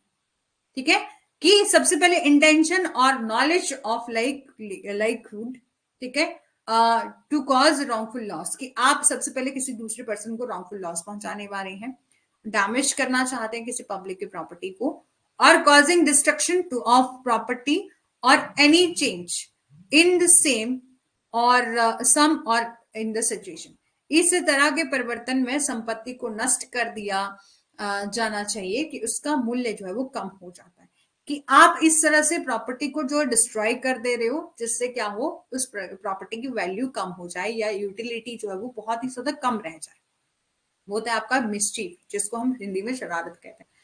Punishment for this offence is inflicted by section 426 and punishment कितनी है, 3 मंथ और विद फाइन और with both. Different type of mischievous are deal in section 427 to 440। ठीक है, कि 3 महीने या जुर्माना या दोनों जो है वो के साथ सजा है, और 427 से लेकर 440 में विभिन्न प्रकार के शरारती तत्वों से जो है निपटा जाता है। दूसरा है क्रिमिनल ट्रेसपास। ठीक है, criminal trespass offence of this type are deal in section 441 to 460। ठीक है, offence of this type are deal with section 441 to 460। 3 essentials बताए गए हैं। सबसे पहले, आप क्या कर रहे हैं, किसी दूसरे पर्सन की प्रॉपर्टी में एंटर हो रहे हैं। क्रिमिनल ट्रेसपास मतलब कि आप जो है वो ट्रेसपास कर रहे हैं, गलत तरीके से जो है वो किसी दूसरे पर्सन की प्रॉपर्टी में जा रहे हैं। Entry into property, into the property which is possession of other person without consent, कि आप उस संपत्ति में प्रवेश कर रहे हो जो कि सहमति के बिना है या किसी अन्य व्यक्ति के कब्जे में है। और if such entry is with the permission, और यदि ऐसी एंट्री विद द परमिशन के साथ की जा रही है, and then staying after the permission is withdraw, कि अनुमति वापस लेने के बाद जो है वो आप रुक रहे हो, अर्थात उक्त प्रविष्टि शुरुआत में जो है वो वैध थी, लेकिन यदि आप वहां पर गैर कानूनी रूप से जो है वो आप वहीं पर रहते हो, अनलॉफुल तरीके से आप वहीं पर रहते हो, तो वो भी आपका क्रिमिनल ट्रेसपास में आता है। और the entry and remaining there unlawfully and with the intention, ठीक है, गैर कानूनी रूप में से जो है वो इरादे से वहां प्रवेश या शेष, कि आप वहां पर एंटर कर रहे हो बिल्कुल गैर कानूनी तरीके से, ठीक है, बिल्कुल गैर कानूनी तरीके से जो है वो आप क्या कर रहे हो, वहां पर एंटर कर रहे हो। टू कमिट ऑफेंस, तो आप जो है वो एंट्री कर रहे हो, क्यों? क्योंकि आपको ऑफेंस कमिट करना है, आपको किसी पर्सन को इंसल्ट करना है, अनॉय करना है, इंटीमीडिएट करना है, अपमान करना है, या उसे नाराज करना है या धमकाना है। The person who is in possession of a property, ठीक है, जिसके पोजेशन में क्या है, प्रॉपर्टी है। This offence is defined section 440, ठीक है, इस अपराध को संहिता की धारा 440 में परिभाषित जो है वो किया गया है। इस प्रकार के अति 4 हैं कि घर का अतिक्रमण या घर तोड़ना या घर और छिपना, घर का अतिक्रमण, कि there are the several type of trespass, और हाउस ट्रेसपास, हाउस ब्रेकिंग या लुकिंग हाउस ट्रेसपास, ये सब जो है वो इसी में आते हैं, यानी कि टू कमिट करना ऑफेंस। आप एंट्री क्यों कर रहे हो? क्योंकि आप ऑफेंस कमिट करना चाहते हो, इंसल्ट करना चाहते हो, इंटीमिडेट करना चाहते हो, ठीक है, किसी पर्सन के पोजेशन ऑफ प्रॉपर्टी में, ठीक है। दूसरा है, आई होप कि आपको यहां तक सेशन जो है वो समझ आया होगा, जिसमें हमने कंप्लीट कर लिया ऑफेंस रिलेटेड टू प्रॉपर्टी, ठीक है, समझ आ गया। अब फिर हम नेक्स्ट करेंगे ऑफेंसेस रिलेटेड टू चिल्ड्रन, ठीक है, offences against child under the IPC. यहां तक बताएंगे किस किस को समझ आ गया है और कौन कौन क्लास में है।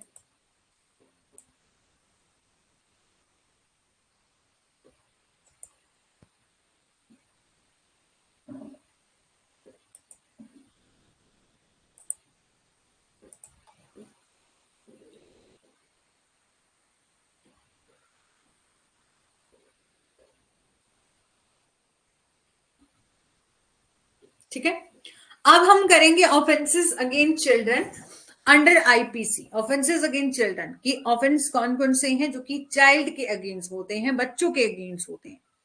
तो मोस्ट सबसे ज्यादा असुरक्षित और सभ्य शिकार होते हैं कौन? बच्चे। विक्टिम कौन होते हैं? बच्चे, ठीक है। और समाज में उनके खिलाफ अपराध किए जाते हैं, और बच्चों के अधिकारों के संरक्षण और उनकी सुरक्षा को सुरक्षित करने के लिए अनुमोदित सबसे महत्वपूर्ण कानून कौन सा है? पोस्को एक्ट बनाया गया, एंड जुवेनाइल जस्टिस एक्ट जो है वो बनाया गया। देखो, सबसे ज्यादा शिकार कौन होते हैं क्राइम्स का? बच्चे, ठीक है। और बच्चों के खिलाफ जो है वो, ठीक है, चिल्ड्रन के खिलाफ जो है वो कमिट होते हैं ऑफेंस सोसाइटी में। मोस्ट इंपॉर्टेंट लेजिस्लेशन क्या है जो कि प्रोटेक्ट करता है चिल्ड्रन के राइट्स को और सिक्योर करता है देयर सेफ्टी को?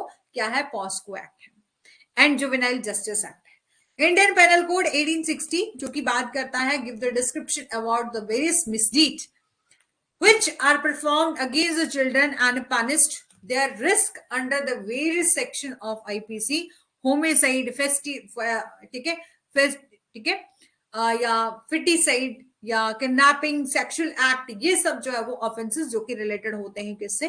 बच्चों के, ठीक है। जैसे कि कन्या भ्रूण हत्या या अपहरण, यौन कृत्य या कुछ ऐसे अपराध जो कि आईपीसी में दिए गए हैं, वो बच्चों के खिलाफ होते हैं। जी मैम, आ गया, ठीक है, बहुत बढ़िया है, ठीक है।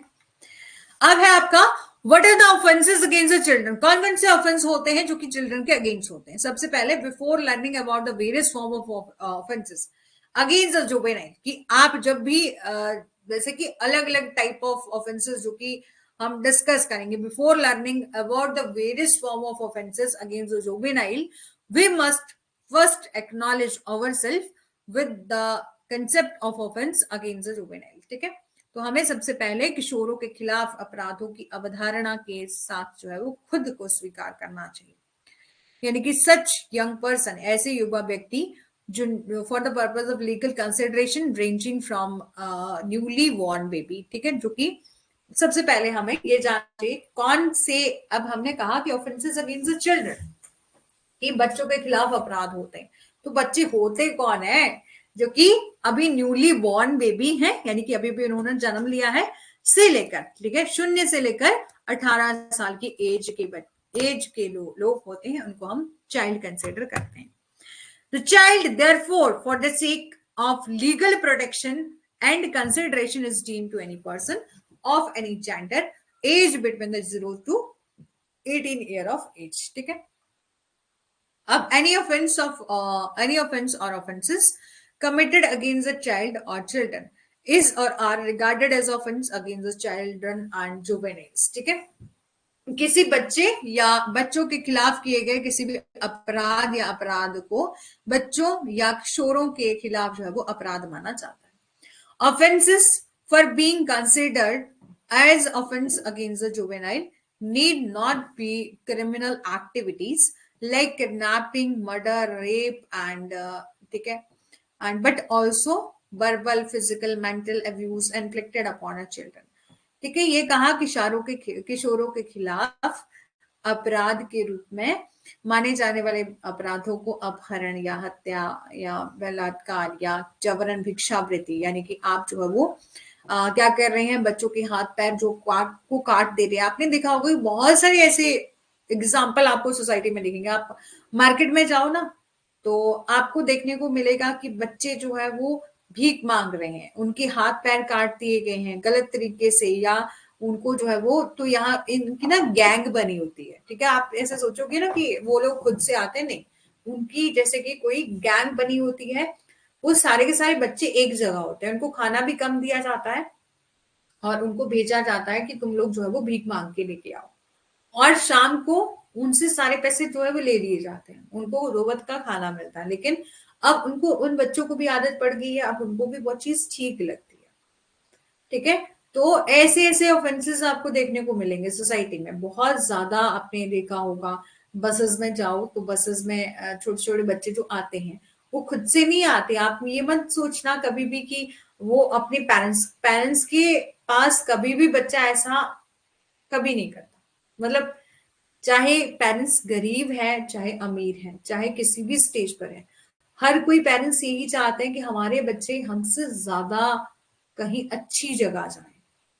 ठीक है, लेकिन कभी कई बार ऐसा होता है, कहते सुना होगा कि बच्चों का अपहरण हो गया, गुम हो गए बच्चे, कोई ले गया उठा के, उनका आज तक पता नहीं चला, गुम हो गया था बच्चा। तो ऐसे ना बच्चों की किडनैपिंग वगैरह कर दी जाती। किडनैपिंग में तो ये होता है कि चलो कि और अबडक्शन में क्योंकि सिर्फ क्या होता है, पैसे की डिमांड करी जाती है। लेकिन कई बार ना ऐसे बच्चों को उठा के ले जाते हैं लोग और फिर क्या करते हैं, ऐसी कुछ एक्टिविटी करते हैं। जो लड़कियां हैं उनको गलत तरीके से जो है वो प्रोस्टिट्यूशन के पर्पस के लिए जो है वो यूज किया जाता है गलत तरीके से। ठीक है, अब तो चलो सोसाइटी में ऐसे बहुत कम चीजें हो गई हैं, लेकिन है ना कि किसी भी, जब उस दिन भी हमने कहा था कि भले ही आज डॉरी जो है वो कहीं काफी हद तक समाप्त हो चुका है, लेकिन कंप्लीटली उसको कभी भी खत्म नहीं किया जा सकता। ठीक है, और कौन इस तरह की, जैसे कि डॉरी की बात करें तो कौन जो है वो इसको बढ़ा रहा है?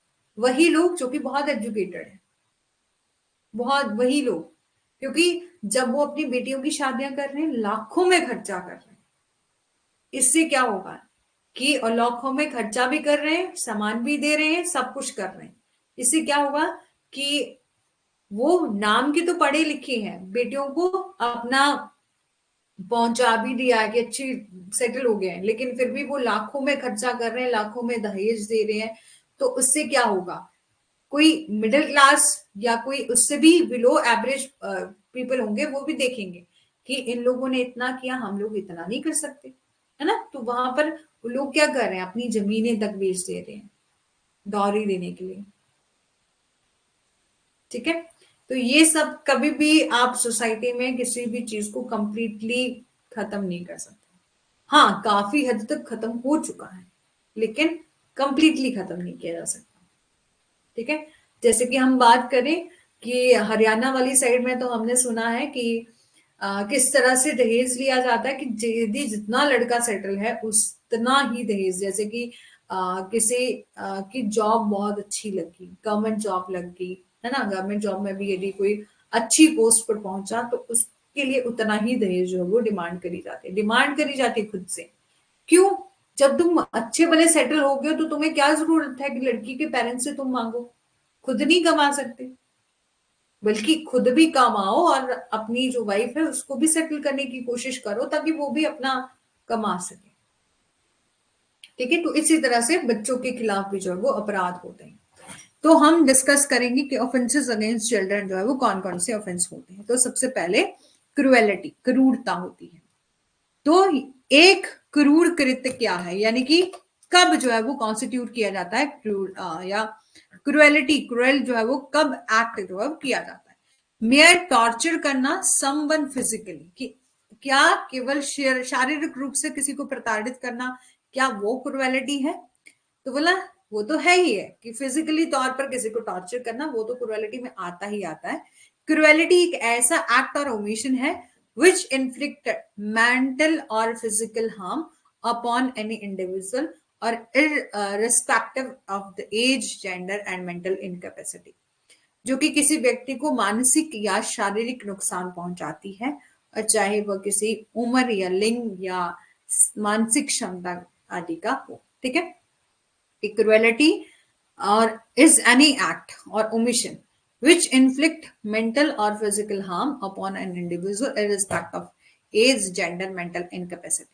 ठीक है, अब है आपका cruelty to child can include anything from beating him or her, कि क्रुएलिटी में क्या कुछ आता है कि यदि किसी बच्चे को मारा पीटा जा रहा है, उसको शारीरिक नुकसान पहुंचाने की धमकी देकर जो है वो आप क्या कर रहे हो, उसको मानसिक रूप से प्रताड़ित कर रहे हो। ठीक है, मेंटल प्रेशर दे रहे हो, डरा रहे हो कि तुमको फिजिकल हार्म कर देंगे हम। सेक्शन 351 ऑफ आईपीसी ये बात करता है। In Indian society people have the least idea of child cruelty, Bharatiya Samaj में कानून लोगों को बाल क्रूरता का सबसे कम विचार है। यहां तक कि एक अच्छे बच्चे को डराने के लिए, एक बच्चे को डराने के लिए उस पर चिल्लाना भी क्रूरता के बराबर है।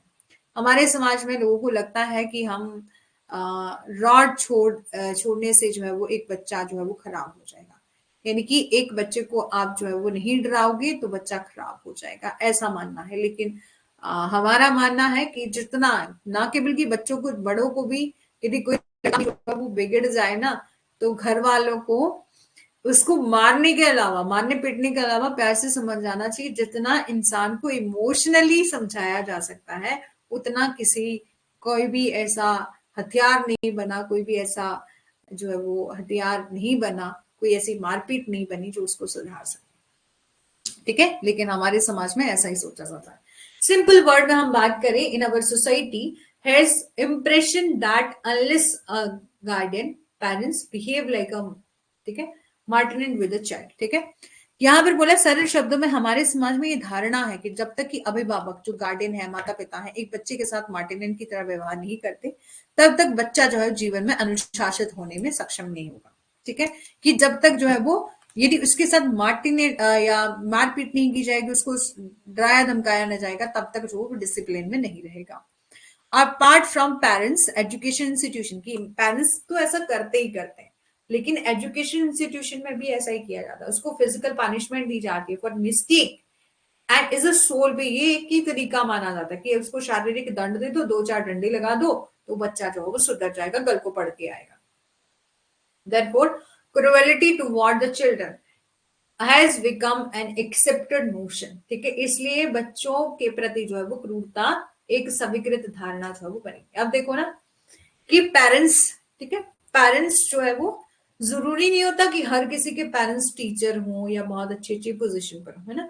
किसी के पेरेंट्स जो है वो घर में रहने वाले भी हो सकते हैं, यानी कि मदर जो है वो आपकी घर में रहती हैं, गृहिणी है। एंड फादर जो है वो अपना ही छोटा मोटा काम भी कर सकते हैं ना। पेरेंट्स तो पेरेंट्स होते हैं और अपने लेवल पर वो सब बहुत अच्छा करते हैं, ठीक है, वो सब बहुत अच्छा करते हैं, चाहे कोई भी गवर्नमेंट सर्विस वाला है वाले पेरेंट्स हैं या कोई भी किसी हायर पोस्ट पर उनके पेरेंट्स हैं, वो अपने लेवल पर ठीक करते हैं। देखो कि अब पेरेंट्स में तो डिफरेंस हो सकता है कि पेरेंट्स किसी के 10th+2 पास हो सकते हैं, किसी के हो सकता है कि किसी के नहीं भी पढ़े हो, है ना। पुराने टाइम में पहले लोग नहीं भी पढ़ते थे, ठीक है, और नहीं भी पढ़ सकते हैं, लेकिन एजुकेशन इंस्टीट्यूशन को तो समझना चाहिए, ठीक है। उनको तो इतना फिजिकल पनिशमेंट, आपने देखा होगा कि पहले तो कुछ टाइम पहले एक न्यूज आई थी कि एक टीचर ने ना बच्चे को मारा और वो मतलब इतना ज्यादा पीटा उसको कि वो मर ही गया, ठीक है, मर ही गया, इतना ज्यादा जो है वो उसको। तो इस एजुकेशन इंस्टीट्यूशन में तो सब लोग, अब एजुकेशन इंस्टीट्यूशन में टीचर है, यदि वो वहां जॉब कर रहे हैं, इट मीन्स कि वो खुद तो पढ़े लिखे हैं, उनको खुद तो कुछ समझना ही चाहिए, है ना। Therefore, cruelty toward the children has become an accepted notion. ठीक है. In recent time में, however, child cruelty in education institution has have seen a decline due to the strict legislation act 1. हालांकि अब जो है वो काफी कुछ सुधार किया गया है, सख्त विधायी अधिनियमों के कारण जो है शैक्षणिक संस्थानों में बाल क्रूरता में गिरावट जो है वो देखी गई है। पहले बहुत ज्यादा जो है वो एजुकेशन इंस्टीट्यूशन में जो टीचर होते थे वो बहुत गुस्से वाले होते थे। हम जब छोटे थे ना, तो एक टीचर ने क्या किया था, जो हथेली होती है यहाँ पर जो है वो अपने यहाँ पर दांत लगा दिए थे कि इसको काट लिया था, ऐसे छोटे बच्चे को। ऐसे कौन करता है, तुम लोग टीचर बने हो और इस तरह की एक्टिविटी कर रहे हो, है ना। तो वो उस टाइम बहुत ज्यादा था। उस टाइम क्या कि मतलब जब हम बहुत छोटे थे उस टाइम की बात कर रहे हैं, लेकिन अब तो काफी ज्यादा जो है वो लेजिस्लेशन बने हैं, ठीक है, एजुकेशन इंस्टीट्यूशन बने हैं, एजुकेशन इंस्टीट्यूशन में अच्छे तरीके से बिहेव किया जाए बच्चों के साथ, उसके लिए जो है वो अलग अलग लेजिस्लेशन बनी है। But domestic abuse yet grows unaddressed or because the children by themselves are unaware of their right. लेकिन घरों में बच्चों के साथ जो है वो घरेलू शोषण अभी भी तक ध्यान नहीं दिया जाता है, क्योंकि बच्चे जो है वो अपने आप में अपने अधिकारों से अनजान है, ठीक है। Apart from the education institution, home children can prone to cruelty even from their peers, ठीक है।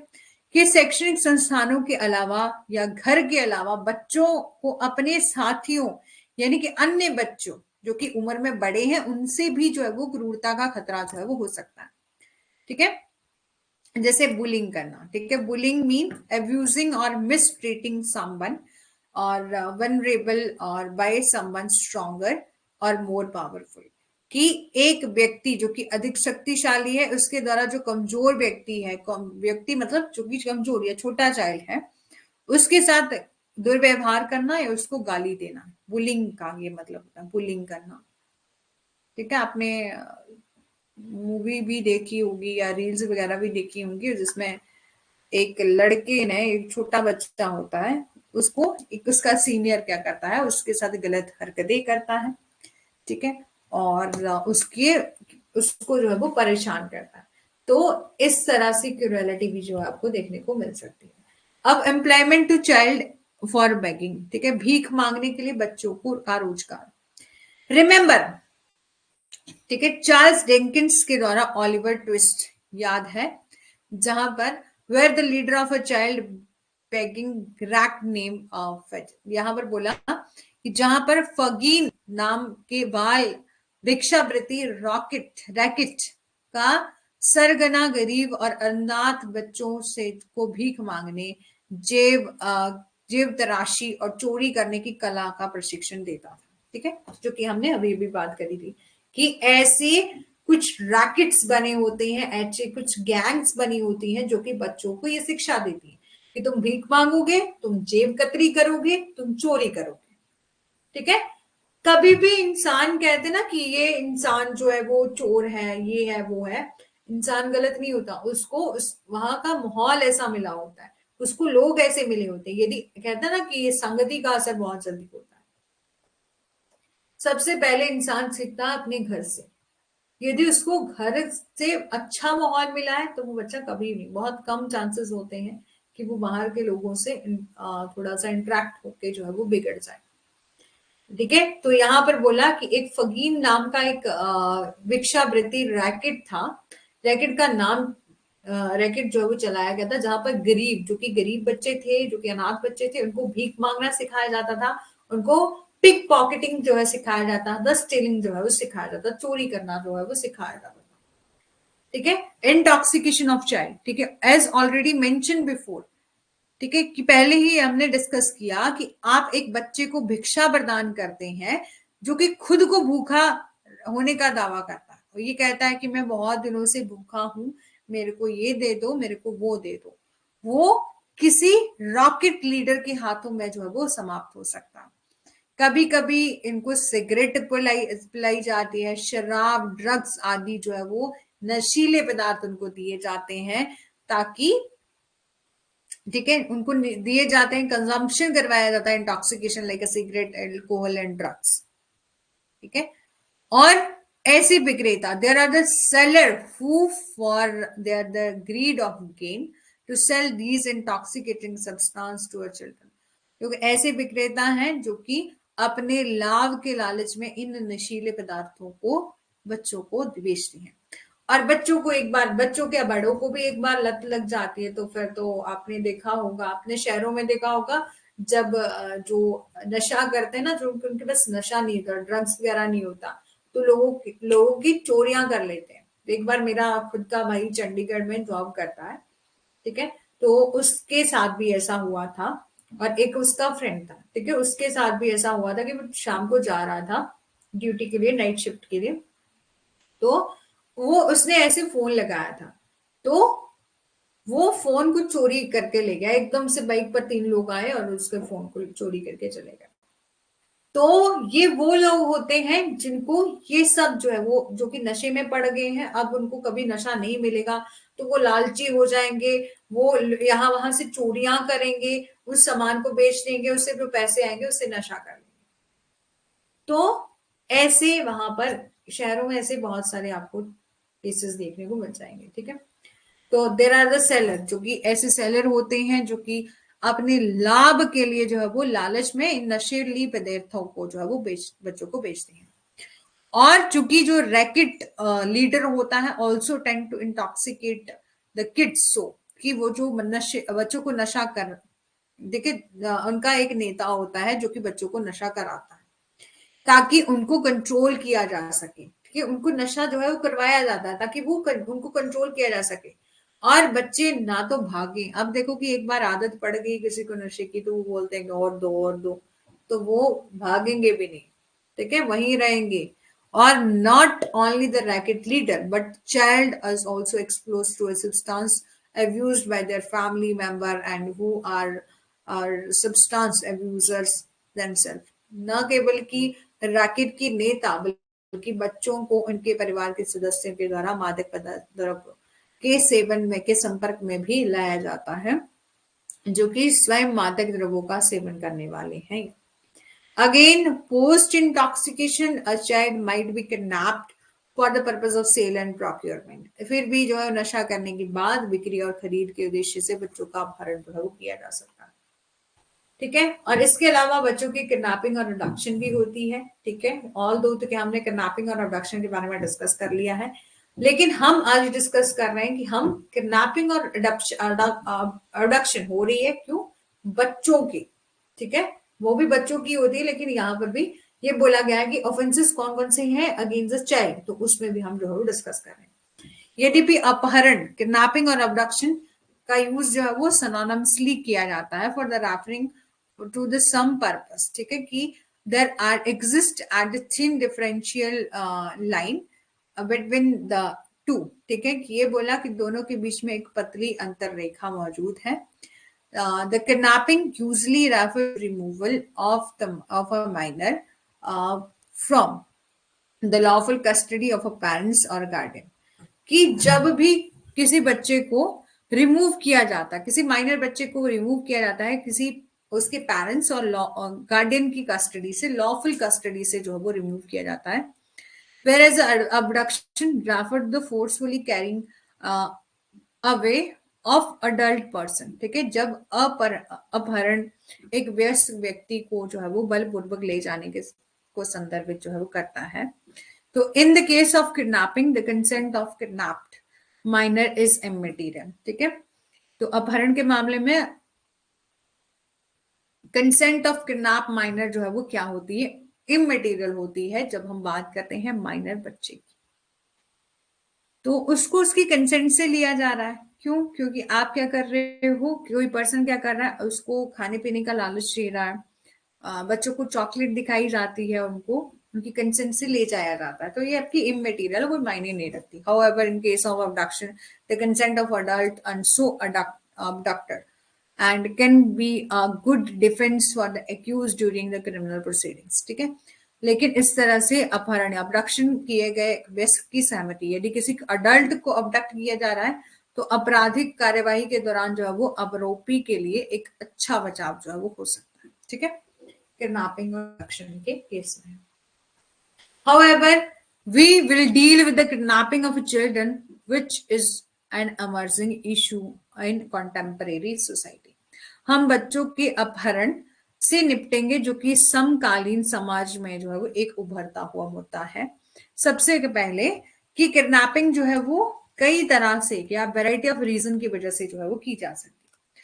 कौन कौन से रीजन है? अच्छा 146 चलो थैंक यू सो मच।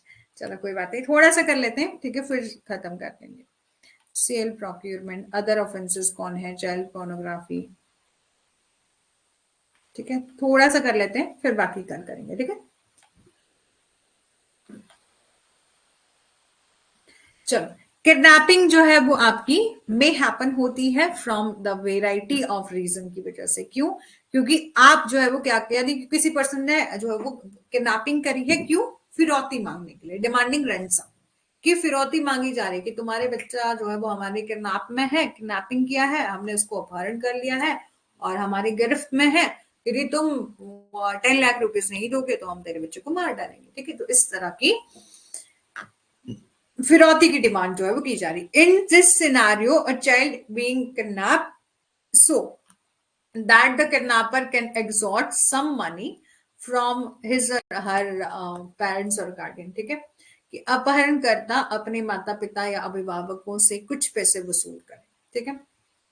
आजकल के केसेस में क्या हो रहा है, आपने वो न्यूज देखी, एक लड़की जो है वो कहीं गई थी कोचिंग के लिए, कोटा या पता नहीं कहाँ पर, तो कोटा की शायद न्यूज है ये, ठीक है। एग्जैक्ट तो वैसे भी क्लासेस में कभी भी मेंशन नहीं किया जाता। तो वो लड़की गई थी और उसने क्या किया कि उसने किसी लड़की के साथ मिलकर काफी दिनों से जो है वो उस लड़की के साथ ही रहती थी, लेकिन उसने उस लड़के के साथ मिलकर क्या किया कि कहा अपने पेरेंट्स को कि तुम आप मेरे को मतलब आप आपकी बेटी जो है वो हमारे कब्जे में, यदि तुम इतने पैसे नहीं दोगे तो हम इस बच्चे को मार डालेंगे। लेकिन जब इन्वेस्टिगेशन हुई तो पता चला कि उस लड़की की खुद की कंसेंट थी, मेजर लड़की है वो। तो उस पर्सन के पास क्या मिल गया? डिफेंस मिल गया ना। ये हमने डिस्कस किया कि यदि अडल्ट की कंसेंट ली जाती है और अबडक्शन की जाती है तो ये गुड डिफेंस है केस के लिए, फॉर एक्यूज के लिए ड्यूरिंग द क्रिमिनल प्रोसीडिंग। समझ आ गया? एग्जाम्पल से, लाइव एग्जाम्पल बता दिया। तो जब बच्चों की किडनैपिंग की जाती है तो उसके लिए काफी कुछ रीजन होते हैं। सबसे पहले रेंसम डिमांड करना, यानी कि फिरौती मांगना, और दूसरा for the purpose of selling और प्रोक्यूरमेंट, ठीक है, कि खरीदने और बच्चे, कभी कभी जो है वो बच्चों को किडनैप इस पर्पज से किया जाता है कि उनसे कोई पैसे डिमांड नहीं करे जाते उनके पेरेंट्स से, बल्कि बच्चों की खरीद बेच जो है वो की जाती है। और the child so kidnap is being sold to human trafficking and trafficker who further sell the child for the different purpose, ठीक है। इस तरह के अपहरण किए गए बच्चों को मानव तस्करी को बेचा जा रहा है, जबकि मानव तस्करी के लिए बेचा जा रहा है, जो कि आगे बच्चों के लिए विभिन्न उद्देश्यों से बेचते हैं, ठीक है।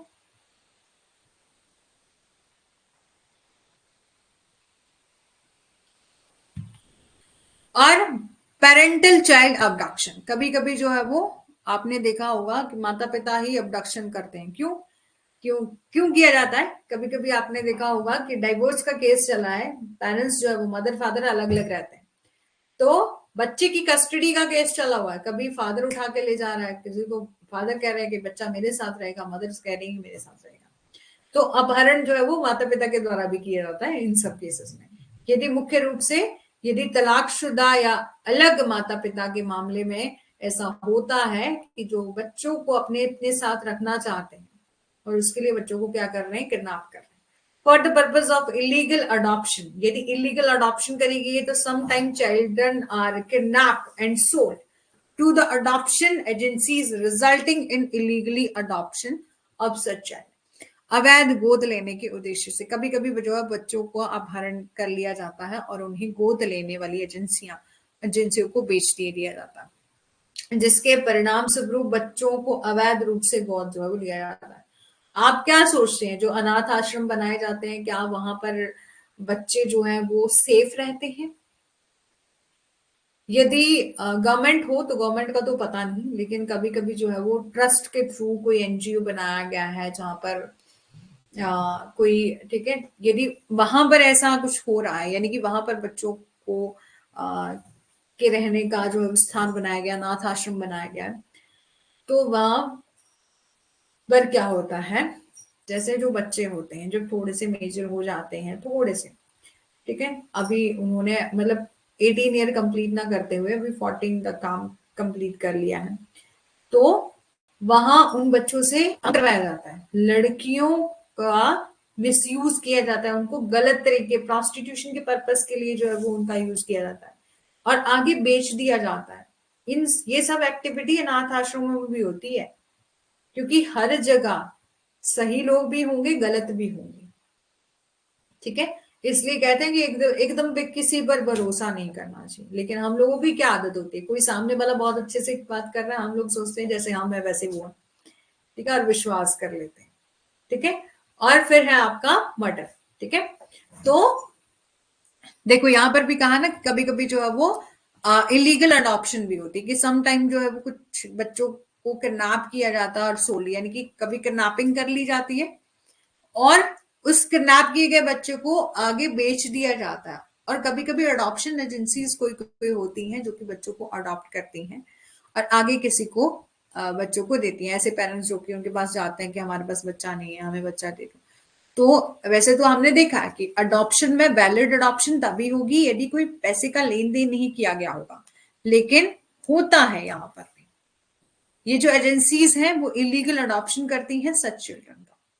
फिर है आपका murder. Some time children are kidnap किए जाते हैं बाय एक्सोटिंग रैंसम, और अमाउंट जब रिसीव हो जाता है तो उन बच्चों का मर्डर कर दिया जाता है बाय द किडनैपर्स।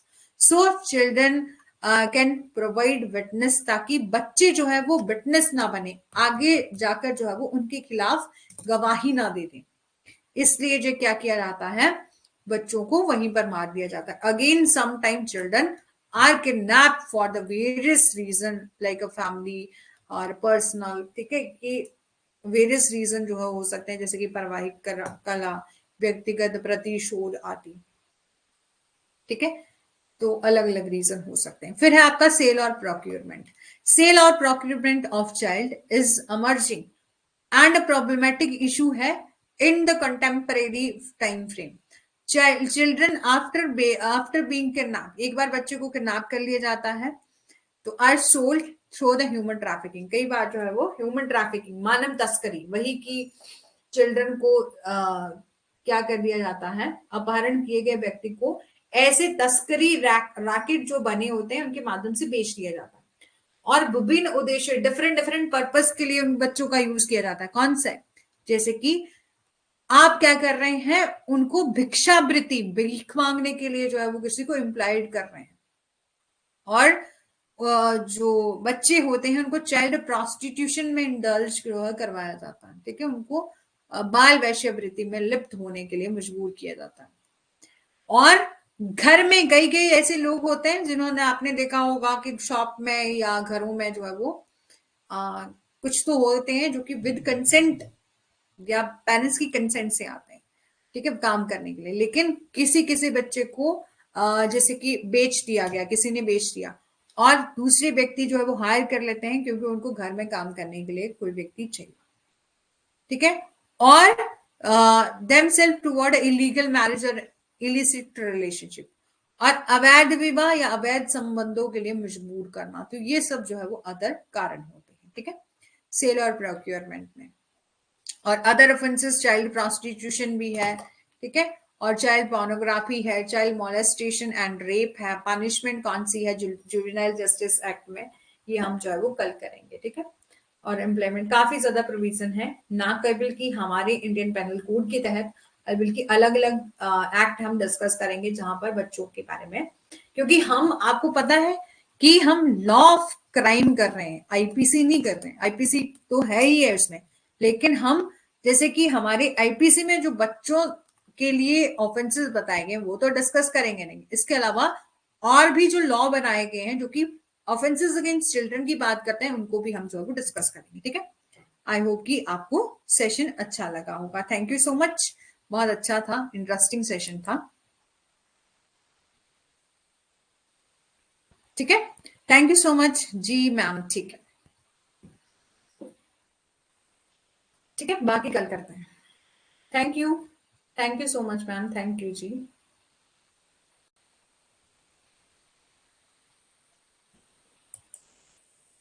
एक बार एग्जैक्ट टाइम बताना सुप्राम जी, क्लास का एग्जैक्ट टाइम बताना, यदि हैं क्लास में तो।